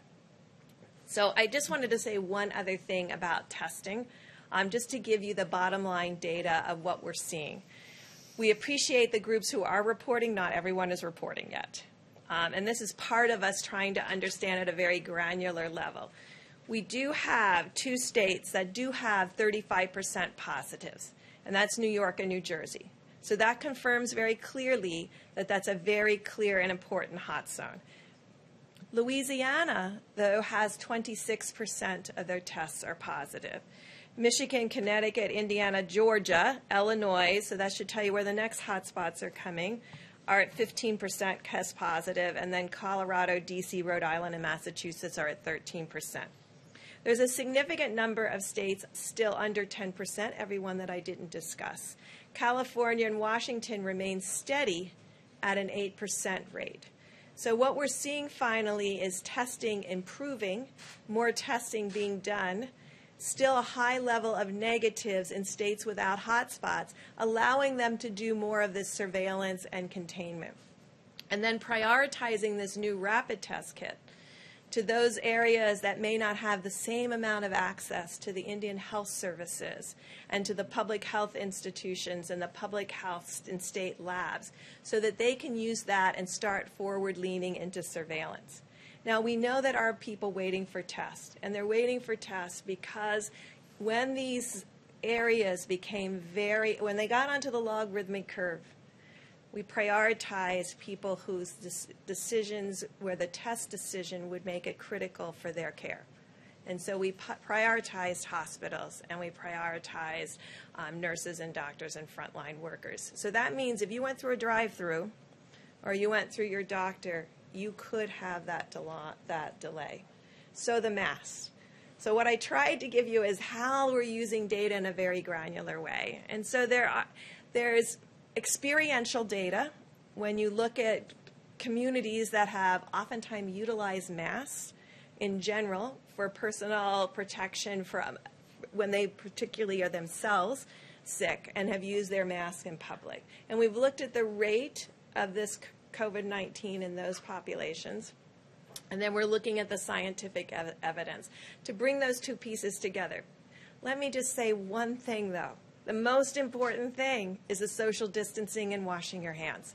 And we don't want people to get an artificial sense of protection because they're behind a mask. Because if they're touching things, remember, your eyes are not in the mask. So if you're touching things and then touching your eyes, you're exposing yourself in the same way. So we don't want people to feel like, oh, I'm wearing a mask, I'm protected, and I'm protecting others. You may be protecting others, but don't get a false sense of security that that mask is protecting you exclusively from getting infected, because there are other ways that you can get infected because of the number of asymptomatic and mild cases that are out there. And so this worries us, and that's why the debate is continuing about the mask, because we don't want, when we're trying to send a signal that every single person in this country needs to stay 6 feet away from everybody, that needs to be washing their hands constantly and know where their hands are, to send a signal that we think a mask is equivalent to those pieces. So when the advisory comes out, it will be an additive piece if it comes out, rather than saying this is a substitute for. And we want to make sure everybody understands it is not a substitute for the presidential guidelines that have already gone out, and to be absolutely clear about that.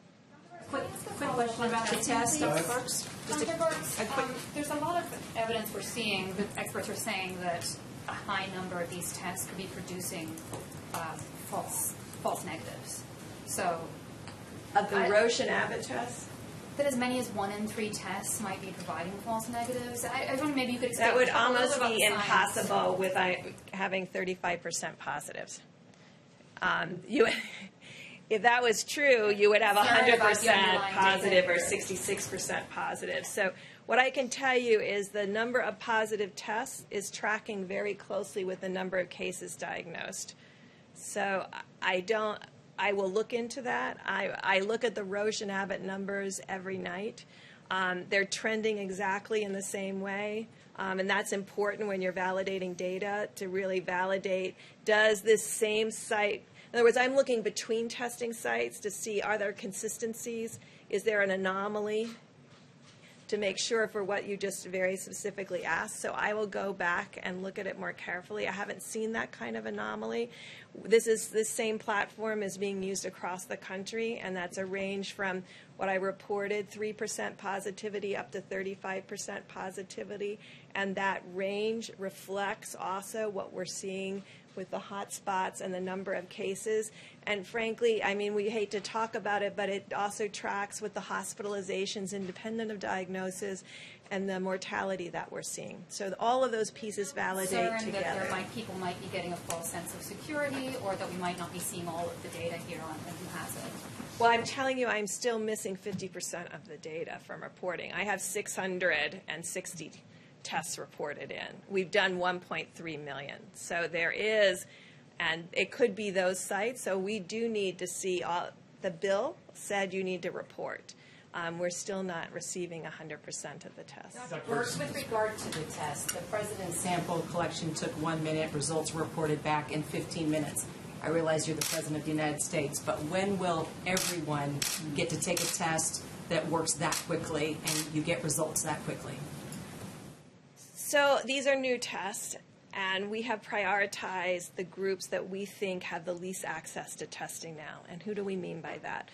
We mean the Indian Health Service. They're often in remote areas, rural areas, the governors of the northwestern states that may not have the advantage of these high throughput machines that are often across the East Coast and in high metro areas, Colorado, and then across the West Coast.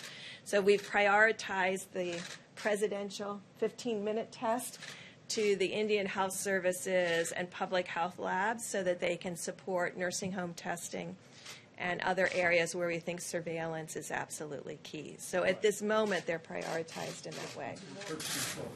Yes, 1,200 of them are going out in that way. More of those tests need to be made in order for They more are people. being made. Yeah. Okay, so in a matter of They're moving very quickly. So I'm glad you asked that, because today there's 18,000 of these machines already out there. We're trying to find out exactly where everyone is, because you can see that gives you amazing flexibility.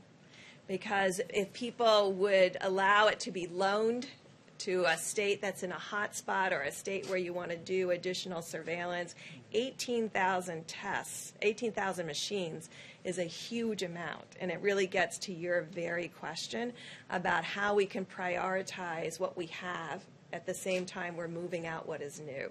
And so really figuring out who should those go to, who can we ask communities, because these will be in the community, to share those machines into the community who need the testing now.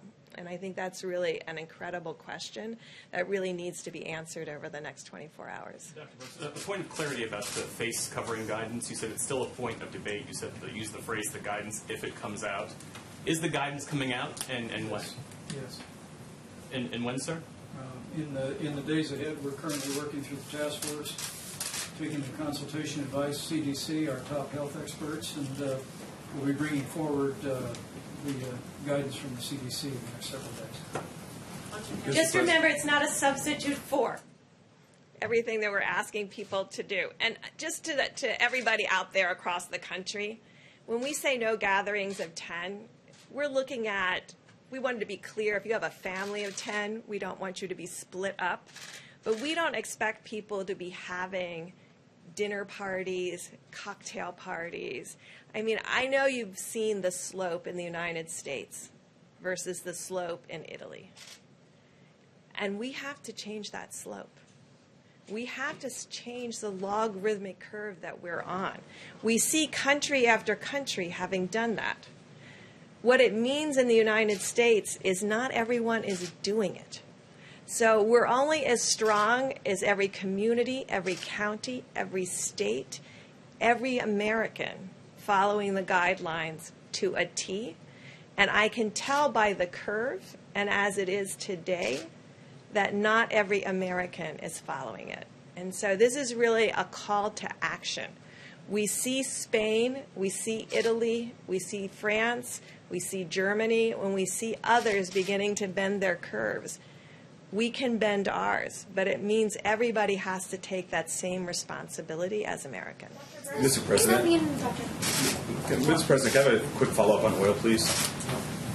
In your conversations with Russia and Saudi Arabia, did you have to make any concessions to get them to agree to cut their production? No. Like, did you agree to cut U.S. production of oil? No, we didn't discuss that. They want to do that. It's good for their countries, and we did not discuss that, no. NBC News has learned the Navy is set to fire the captain of the USS Theodore Roosevelt after he raised red flags about the COVID-19 outbreak on his ship. It appears as if he's being punished for trying to save the lives of the sailors in his command. No, I don't What's think your so at assessment? all, but we're going to wait a little while because I understand there's a news conference by the Secretary of Defense about that. But, no, I don't agree with that at all. Not at all, not even a little bit. Yeah. Thank you. This morning you said once again that New York got off to a late start and they should have pushed harder. But governors and other state leaders say they rely on the federal government to assess the situation and how risky it is. And they want to know, how would they have known to start sooner without your guidance? Well, they have experts, and frankly, long after we came out and talked about it, look, how would I have known to cut off China? I cut off China very early, and if I didn't, we would have a chart that you wouldn't believe. So how would I know to do that? How would I know to cut off Europe? I cut off Europe very early. I mean, you have to make a decision. People knew that some bad things were going on, and they got off to a late start. And some others got off to a late start also. But we cut off China. If we didn't cut off China, we would have been in some big trouble. And we cut it off. And you know what? We cut it off way early. Go ahead. Mr. President, to follow up on the insurance point in a separate question that came in from a colleague who can't be in the room. On the insurance point, is there going Who are you with? Roll call. Is there going to be an opportunity for insurance companies, if in fact hospitals are compensated for uncompensated care, are the insurance companies going to also get compensated for extraordinary expenses that they may have, or are they assuming that cost? So we haven't discussed it, but we're talking to them. Getting them not to pay copays in the case of the big ones was a tremendous thing. That's a lot of money they gave up. But we're discussing that with the insurance companies. We'll let you know. It'll be pretty quickly. Yeah, go ahead. I have a question on Japan, sir. They are expanding their entry ban to include the United States. Are you planning to take any similar action to ban Japanese nationals from coming to the U.S. as a result of this crisis? Well, we're looking at a lot of things and a lot of different bans. We have more bans than anybody. We had bans when bans weren't fashionable, if you remember, right at the beginning of this administration. It was for different reasons. But we've had bans long before people thought of bans. When I did China, it had never been done before. I was the first one to do it. Remember that. It had never, according to what I read in all the papers, this had never been done. This is a terrible thing to do. And 4 weeks later, they were all saying, we're lucky we did it. So we're looking at it. No, we heard that. And I think it's fine that they do that. They're trying to protect their country, and we have to protect our country. Yeah, please. Mr. President, I asked you yesterday about stay-at-home orders and if that decision should be left in the hands of governors, or if you're considering telling the entire nation stay at home. Yeah. So just today, Georgia's governor finally issued a stay-at-home order saying that individuals could have been infecting people before they ever felt bad, but we didn't know that until the last 24 hours. Is that ignorance, gross incompetence? He's a good governor, Brian Kemp. He's a very good. He's a good governor, and he has to make his own decision on that. I let the states. I think we're about 85% positive on that. If you look, I think it's about 85% of the states have got to stay at home. Brian's a great governor. It's his decision. He made that decision. Ultimately, he decided to go along with it, and they're doing well, and the state's doing well in many respects. Yeah, go ahead, please. This is another question from a colleague who couldn't make it in today, from Emily Gooden at the Daily Mail. I had a question in regards to the Russian plane that landed at JFK with medical supplies. Did the United States ask Russia for this aid, or is it just accepting it? We're accepting it. It was a very nice offer from President Putin. I spoke to him the other night, as I told you, and they had excess medical equipment, things, and I'll take it. I think it's very nice. We've had some from China. We also help other countries. We like doing that. Like I said before, if we have excess stuff, we let it go out. We let some go out where, frankly, they had orders for it, and I didn't want to stop orders. It was a very nice gesture on behalf of President Putin, and I could have said no thank you, or I could have said thank you. And it was a large plane of very high-quality medical supplies, and I said, I'll take it. Is he offering any further aid in your conversation? I think he would if we asked for it, but he was very nice. It was part of the call. He said, we have it.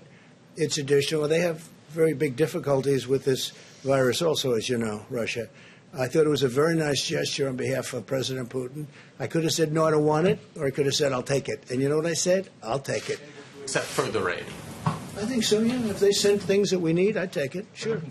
Nice gesture. Propaganda?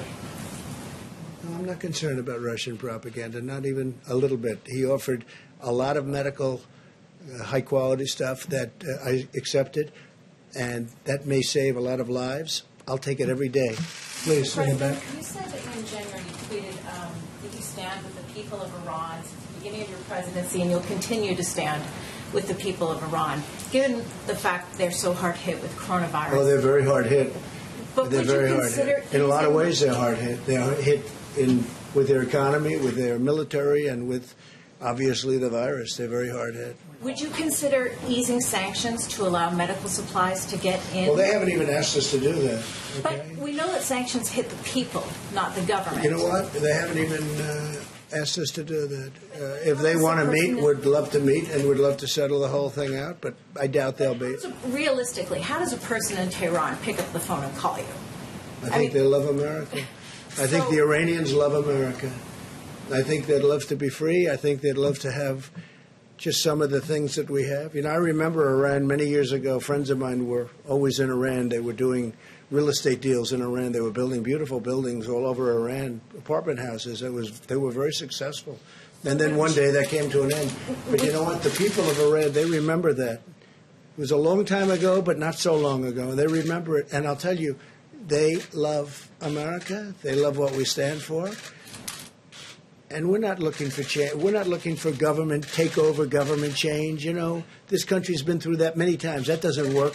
People, do you encourage other countries who are maybe concerned about No, but what I did, afoul what I did is, you know, I sanctions? put it out very publicly with respect to Iran. I said if they need help with respect to the virus, we'd love to send. We have the greatest medical professionals in the world. We'd love to send What countries them are you over. encouraging, perhaps, to lend their support? Because there are many countries that feel... I'm not encouraging or discouraging.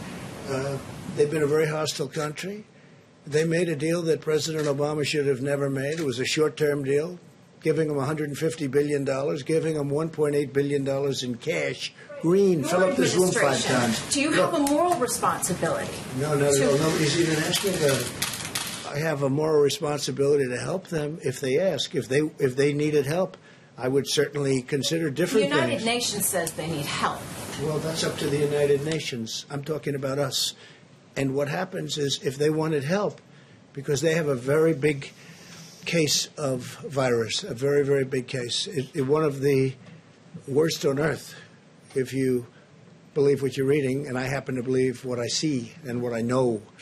And if they wanted help, we'd give them help. Yeah, you had one in the back, please? Mr. President, and a question for Jared, too. You talk about a granular approach to receiving data from these different states and regions to try and figure out what they need. The President, you just enacted the DPA on ventilators and masks. Are there any signals from across the country that might indicate there are other things besides masks and ventilators that are slowly kind of rising in terms of need, like hand sanitizer, for instance? Sure. So the first issue that we've been dealing with was really the ventilators. That was the number 1, number 2, and number 3 from all the states. What we've been finding is that people have a lot of these requests based on the models, and what we've been trying to do over at FEMA is say to the states, well, if you would like ventilators, we need to see, first look in your states, right? So, for example, in northern Jersey, they're going down to southern Jersey and they're finding ventilators and trying to relocate them to where they have their hot spots. The second thing that we've done is we've asked them to survey for alternative ventilators. Dr. Berg spoke before about the anesthesia machines and the ability to convert them to be ventilators. So we're asking people to be resourceful inside their states before they come to the federal government. The third thing we've been asking states to do is to provide what their daily utilization rates are. So everyone's asking for everything. One congressman got a call from his local hospital saying, I need 250 ventilators. And he said, well, you don't have a COVID patient within 4 counties. Why do you want 250 ventilators? And he says, well, we just want to be safe. We're very nervous right now. So what you have all over the country is a lot of people are asking for things that they don't necessarily need at the moment. And the job of FEMA and Admiral Plovchek has been to try to make sure that we're getting the real data from the cities, from the states, that we can make real-time allocation decisions based on the data. And right now what's happening is a lot of the different cities and states are providing FEMA that information. We're talking to them daily. They're updating that information daily, and that's enabling the federal government to make much more informed decisions on where they position ventilators. You also have a situation where in some states, FEMA allocated ventilators to the states, and you have instances where in cities they're running out, but the state still has a stockpile. And the notion of the federal stockpile was it's supposed to be our stockpile. It's not supposed to be state stockpiles that they then use. So we're encouraging the states to make sure that they're assessing the needs, they're getting the data from their local local situations, and then trying to fill it with the supplies that we've given them. The same thing with the mask. So the N95 mask is actually an item that wasn't used as frequently in the medical profession before this. It was used mostly for diseases. So speaking to a lot of the doctors and hospital administrators, they would say they used actually a very low percentage of the N95 masks. What the President and the Vice President were able to do with Congress was to get the waiver so that you could expand the pool, because a lot of the masks were used for the construction industry. So now there's a much bigger pool of masks in the country. There was a stockpile. They distributed that based on where they anticipated a lot of the need would go, but a lot of that still is stuck with the states, and it hasn't trickled down to the right places within the state. So I would just encourage you, when you have governors saying that the federal government hasn't given them what they need, I would just urge you to ask them, well, have you looked within your state to make sure that you haven't been able to find the resources?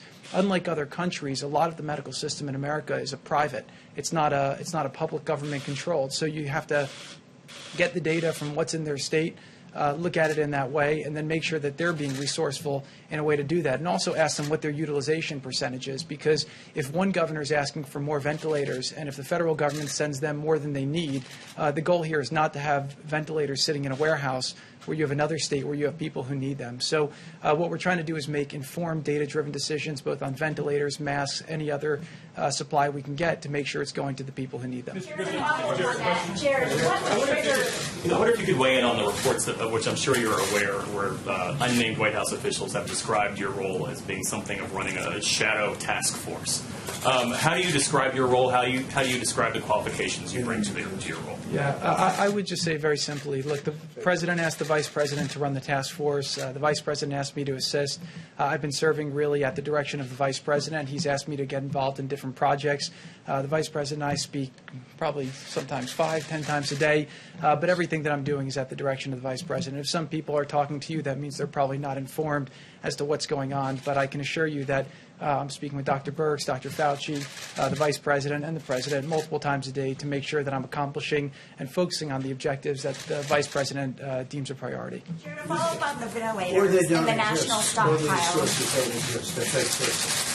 Okay. A lot of fake sources out there, they don't exist. I read about it for a long time. I've been reading. A lot of them are fake sources. They don't exist. Go ahead, please. Thank you, Mr. President. Jared, what triggers sending a ventilator from the national stockpile to a state? In other words, how sick does somebody have to be to get one of these national ventilators? Well, that's not the issue that's not the criteria. You have the states basically putting in the requests, and they're giving us their utilization percentages. So it's a very simple formula. The states should know how many ventilators they have in their states. And by the way, some governors you speak to are senators, and they don't know what's in their state. You know, some governors I'll speak to, and they'll know to the number how many ventilators they have in their state, because that's the first thing a good manager will do.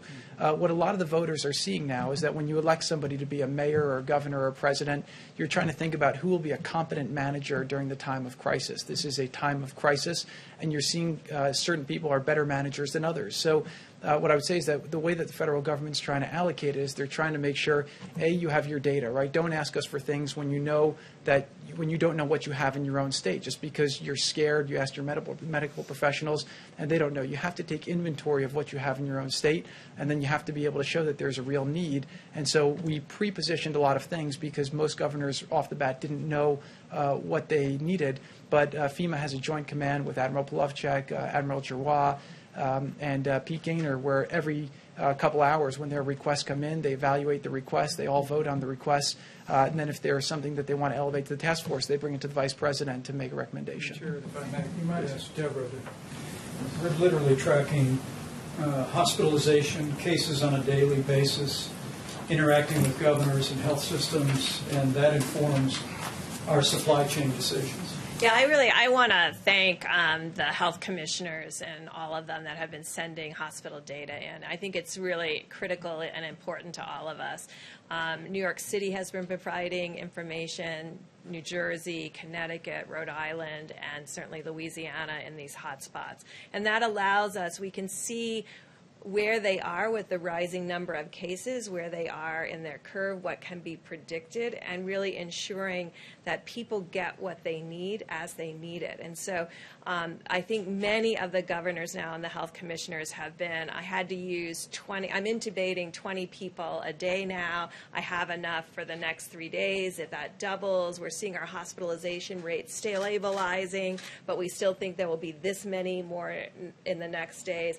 That's the information that they then translate into providing the ventilators. So when you see the ventilator numbers going out, they're going out in 150s and 200s, because I think early on we sent a big bolus out, and then not all of them, even today, have been fully utilized. And so we want to make sure every state and every hotspot can be reassured that ventilators are there for them as they move through the curve. And I think to date, we've been able to do that. And I think that's what's important to me, is that people have what they need when they need it. And to date, people who have needed ventilators have been able to get on ventilators. And I think that's our goal with governors and with the mayors, to make sure that continues to happen.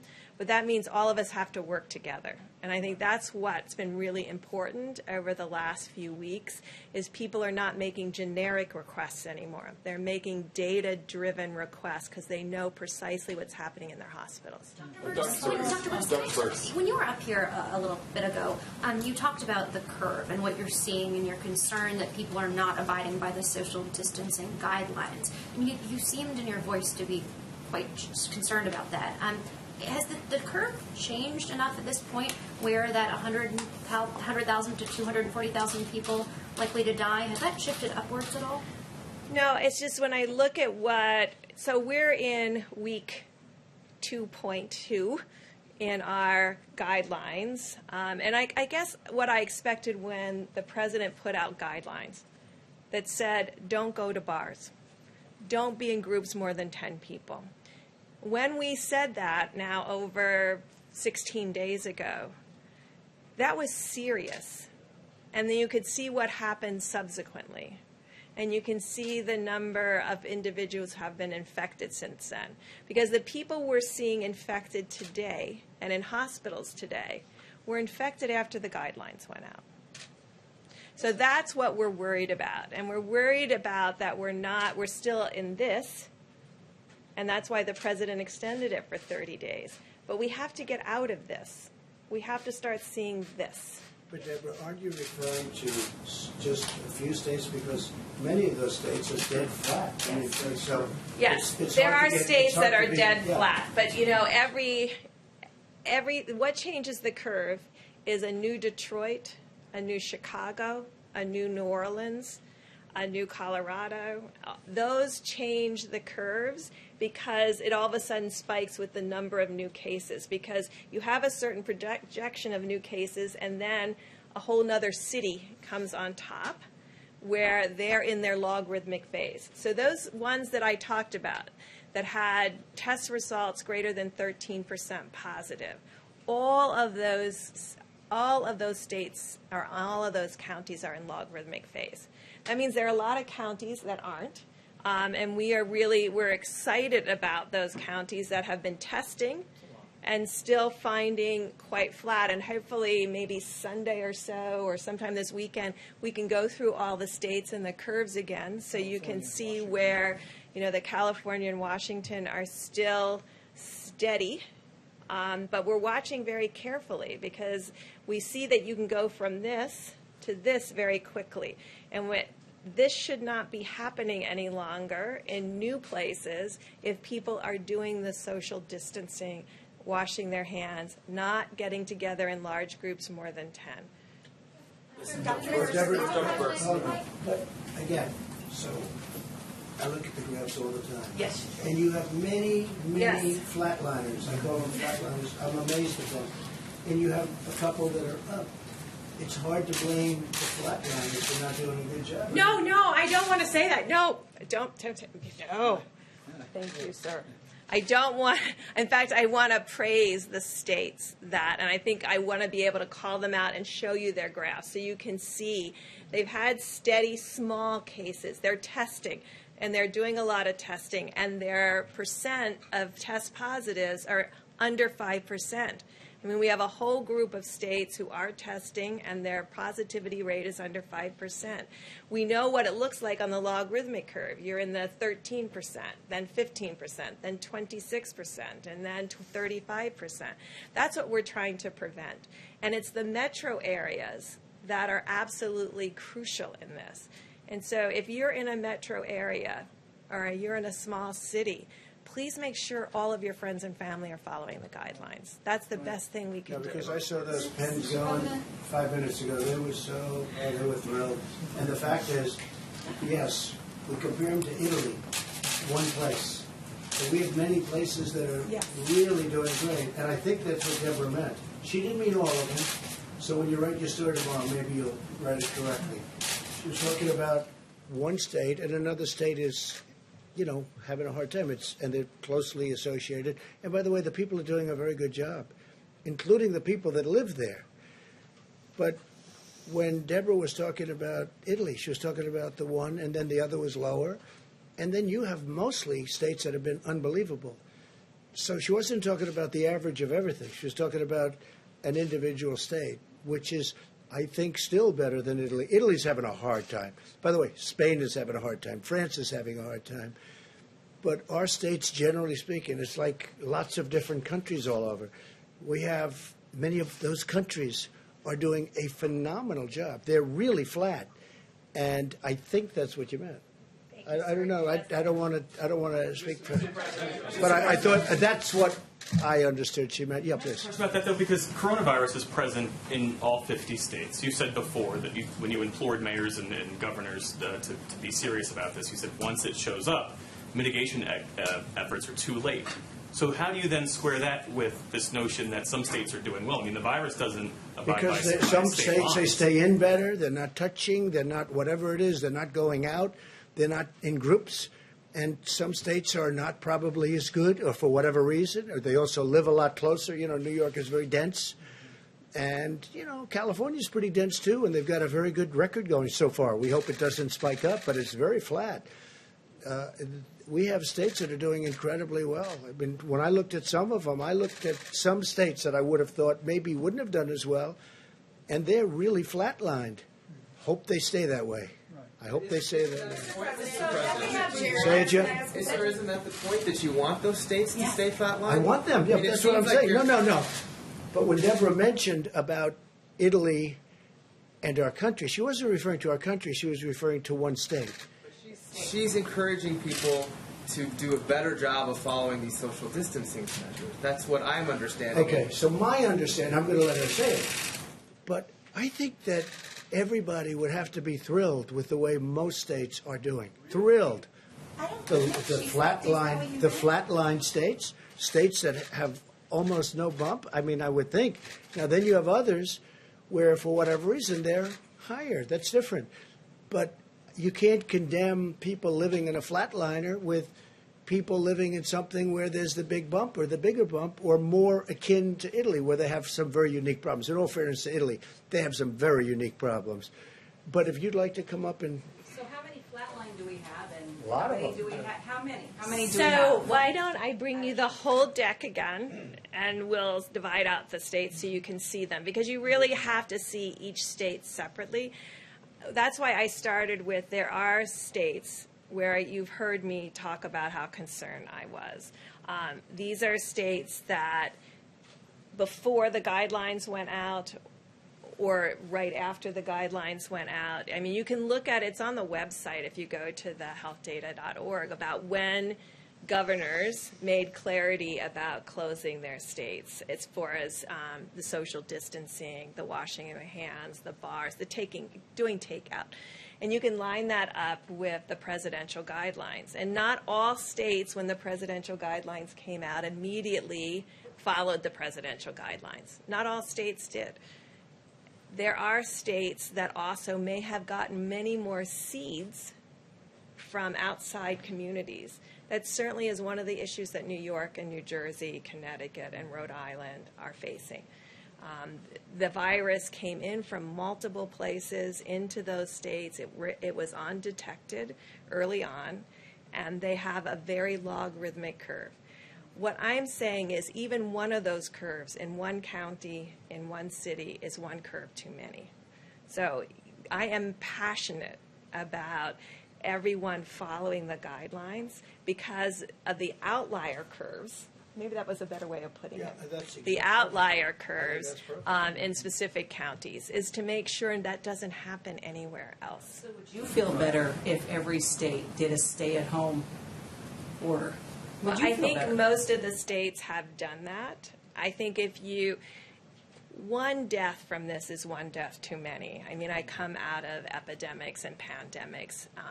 We know what to do. I know we don't have a vaccine, and I know we don't have a therapeutic, but we know what can be done, and others are doing it, and most of the people in the United States are doing it. It's our communities. It's every American that has to make these changes, and I know they're really hard. And I know it's hard to remember. I mean, I have to say to myself every day, because I'm around very important people, to never touch anything. And I'm just paranoid now about touching things. I'm sure you all are too. I mean, we've gotten to the place where we don't go to your places on Pebble Beach. We go to the one that's open aired because, I mean, you're trying to protect your reporters. I mean, I understand that. We're all trying to protect each other, and we all have to adapt to this new reality that we're in right now. And I believe everybody is trying really hard, and I'm just asking them to try really, really hard for these next 28 days because they will make a tremendous difference. We see that evidence. And so it's like having a vaccine or a therapeutic because we know what works, and we're asking everybody to apply what works. And I know it takes amazing attention to detail because, when the minute you forget or do something, you're like, oh my gosh, I should have never done that. And that's the level of attention it takes. Covering our faces could help us do So that. I just want to say, look, many states have started low and slow, and then they stayed at a good level. Some really stayed at a great level. Some, Louisiana is an example, it was low and slow, and they were looking great. I was watching it because, it's a kind of a place people go to with Mardi Gras, which sort of is an interesting point. Because after Mardi Gras, it was low, and then all of a sudden it went up very rapidly, and now it's one of our true hot spots, right? Certain areas of Michigan, Detroit, looked like it was doing pretty good, and then all of a sudden it went up. So you have that too. But I'll tell you what, we have states that have been really incredible in the fact that they have kept so low. They have not. You haven't seen the bump, and I hope you don't. I hope you don't. And you have a couple that for a lot of different reasons, and that's not to blame anybody, but they are at a higher level. But very few. I think, Deborah, I mean, I may say, I think most people have actually followed the presidential, you can call them whatever you want. I would never use the word dictates, because if I used that word, I would be in such trouble. In fact, you'll put me in trouble just that I even mentioned the thought of it, okay? But we make a recommendation, and I think they've done a good job. Maybe they started a little later, but maybe they're also more difficult states. But we've done, I think, on average, really phenomenally. As a country, I think we've done phenomenally. Because when you looked at that graph the other day, I don't know if you saw it, I assume you saw it, everybody in the world saw it, but you look at all those lines on the bottom, one color after another, all different, representing different states. It's all crowded at the bottom. And then you had two that were up, but you had, I don't know, almost every one of them was down low, very low. So there were a lot of people listening. And I just did want to clear, because I don't need headlines tomorrow, neither does the country. Because I don't want this country working so hard and then have press that is, in this case, maybe misinterpret something. Because I might have, when I heard it, I was surprised at first too, but I understood what Deborah meant. But I think it's very important, because I think it's very important for you to be accurate. One other thing, just a quick thing. So what I found is when governors call me, I mean, I think in every case they've always been so nice, so nice. And I've seen them and heard them say, thank you very much. You have done a great job, a fantastic job in one case. Thank you, thank you, thank you. Then I'll see the governor, usually of the opposite party, in almost all cases, except maybe one. But in almost all cases, They're very generous. They're very nice. They thank me. Everything's great. We're doing a great job. And then I'll see them on television, and it's like a different person. And I realize there are some people, because of politics, that if they say, we want 1,000 ventilators, and I'll say, no, Jim, I want to give you 5,000 ventilators. They'll say, thank you. You are the greatest president that's ever lived. And then I'll see them quoted in a paper or see them on a show, and they'll say, the president didn't come through for me. I'm very disappointed in the president. And we have a lot of that. They're very happy when they talk to me. Then I see them. But there are some people, if they asked for 500 of something, and if I gave them 5,000, they will say, you'll say, how's the president doing? Well, we don't like the job. To my face, they're very nice. But then sometimes, I guess they assume I don't watch them or something, but I watch very closely. Yeah, please. Mr. President, one especially vulnerable population is the prison population, and that's especially with Jared here. I wondered if you could address what the federal government is doing to protect Well, it's inmates. vulnerable and that it's close together, really. I can't tell you about age, but a lot of young people in prison. Some people, some states, I have not done that at all, but some states are letting people out of prison. Some people are getting out that are very serious criminals in some states, and I don't like that. I don't like it. But it's a city or state thing in certain cases, as you know. I think maybe Philadelphia comes to mind. So we'll see. Have to see what's going on. And we don't like it. The people don't like it. And we're looking in to see if I have the right to stop it in some cases. Okay? Mr. President, 6.6 million Americans filed for unemployment last week. We haven't heard you talk a lot today about what they're going through. So, I think what's your message to them? And I think it's terrible. So look, 4 weeks ago, we had the greatest economy in the history of the world, the greatest in the world, greatest in the history of the world. We had the most jobs ever in the history of the United States, almost 160 million jobs, right? And then one day, I get a call from Deborah, who's fantastic, and from Dr. Fauci. And she said, we have a problem. I said, what's the problem? And they said, we may have to close it up. I said, close what up? They said, close up the country. I said, what's that all about?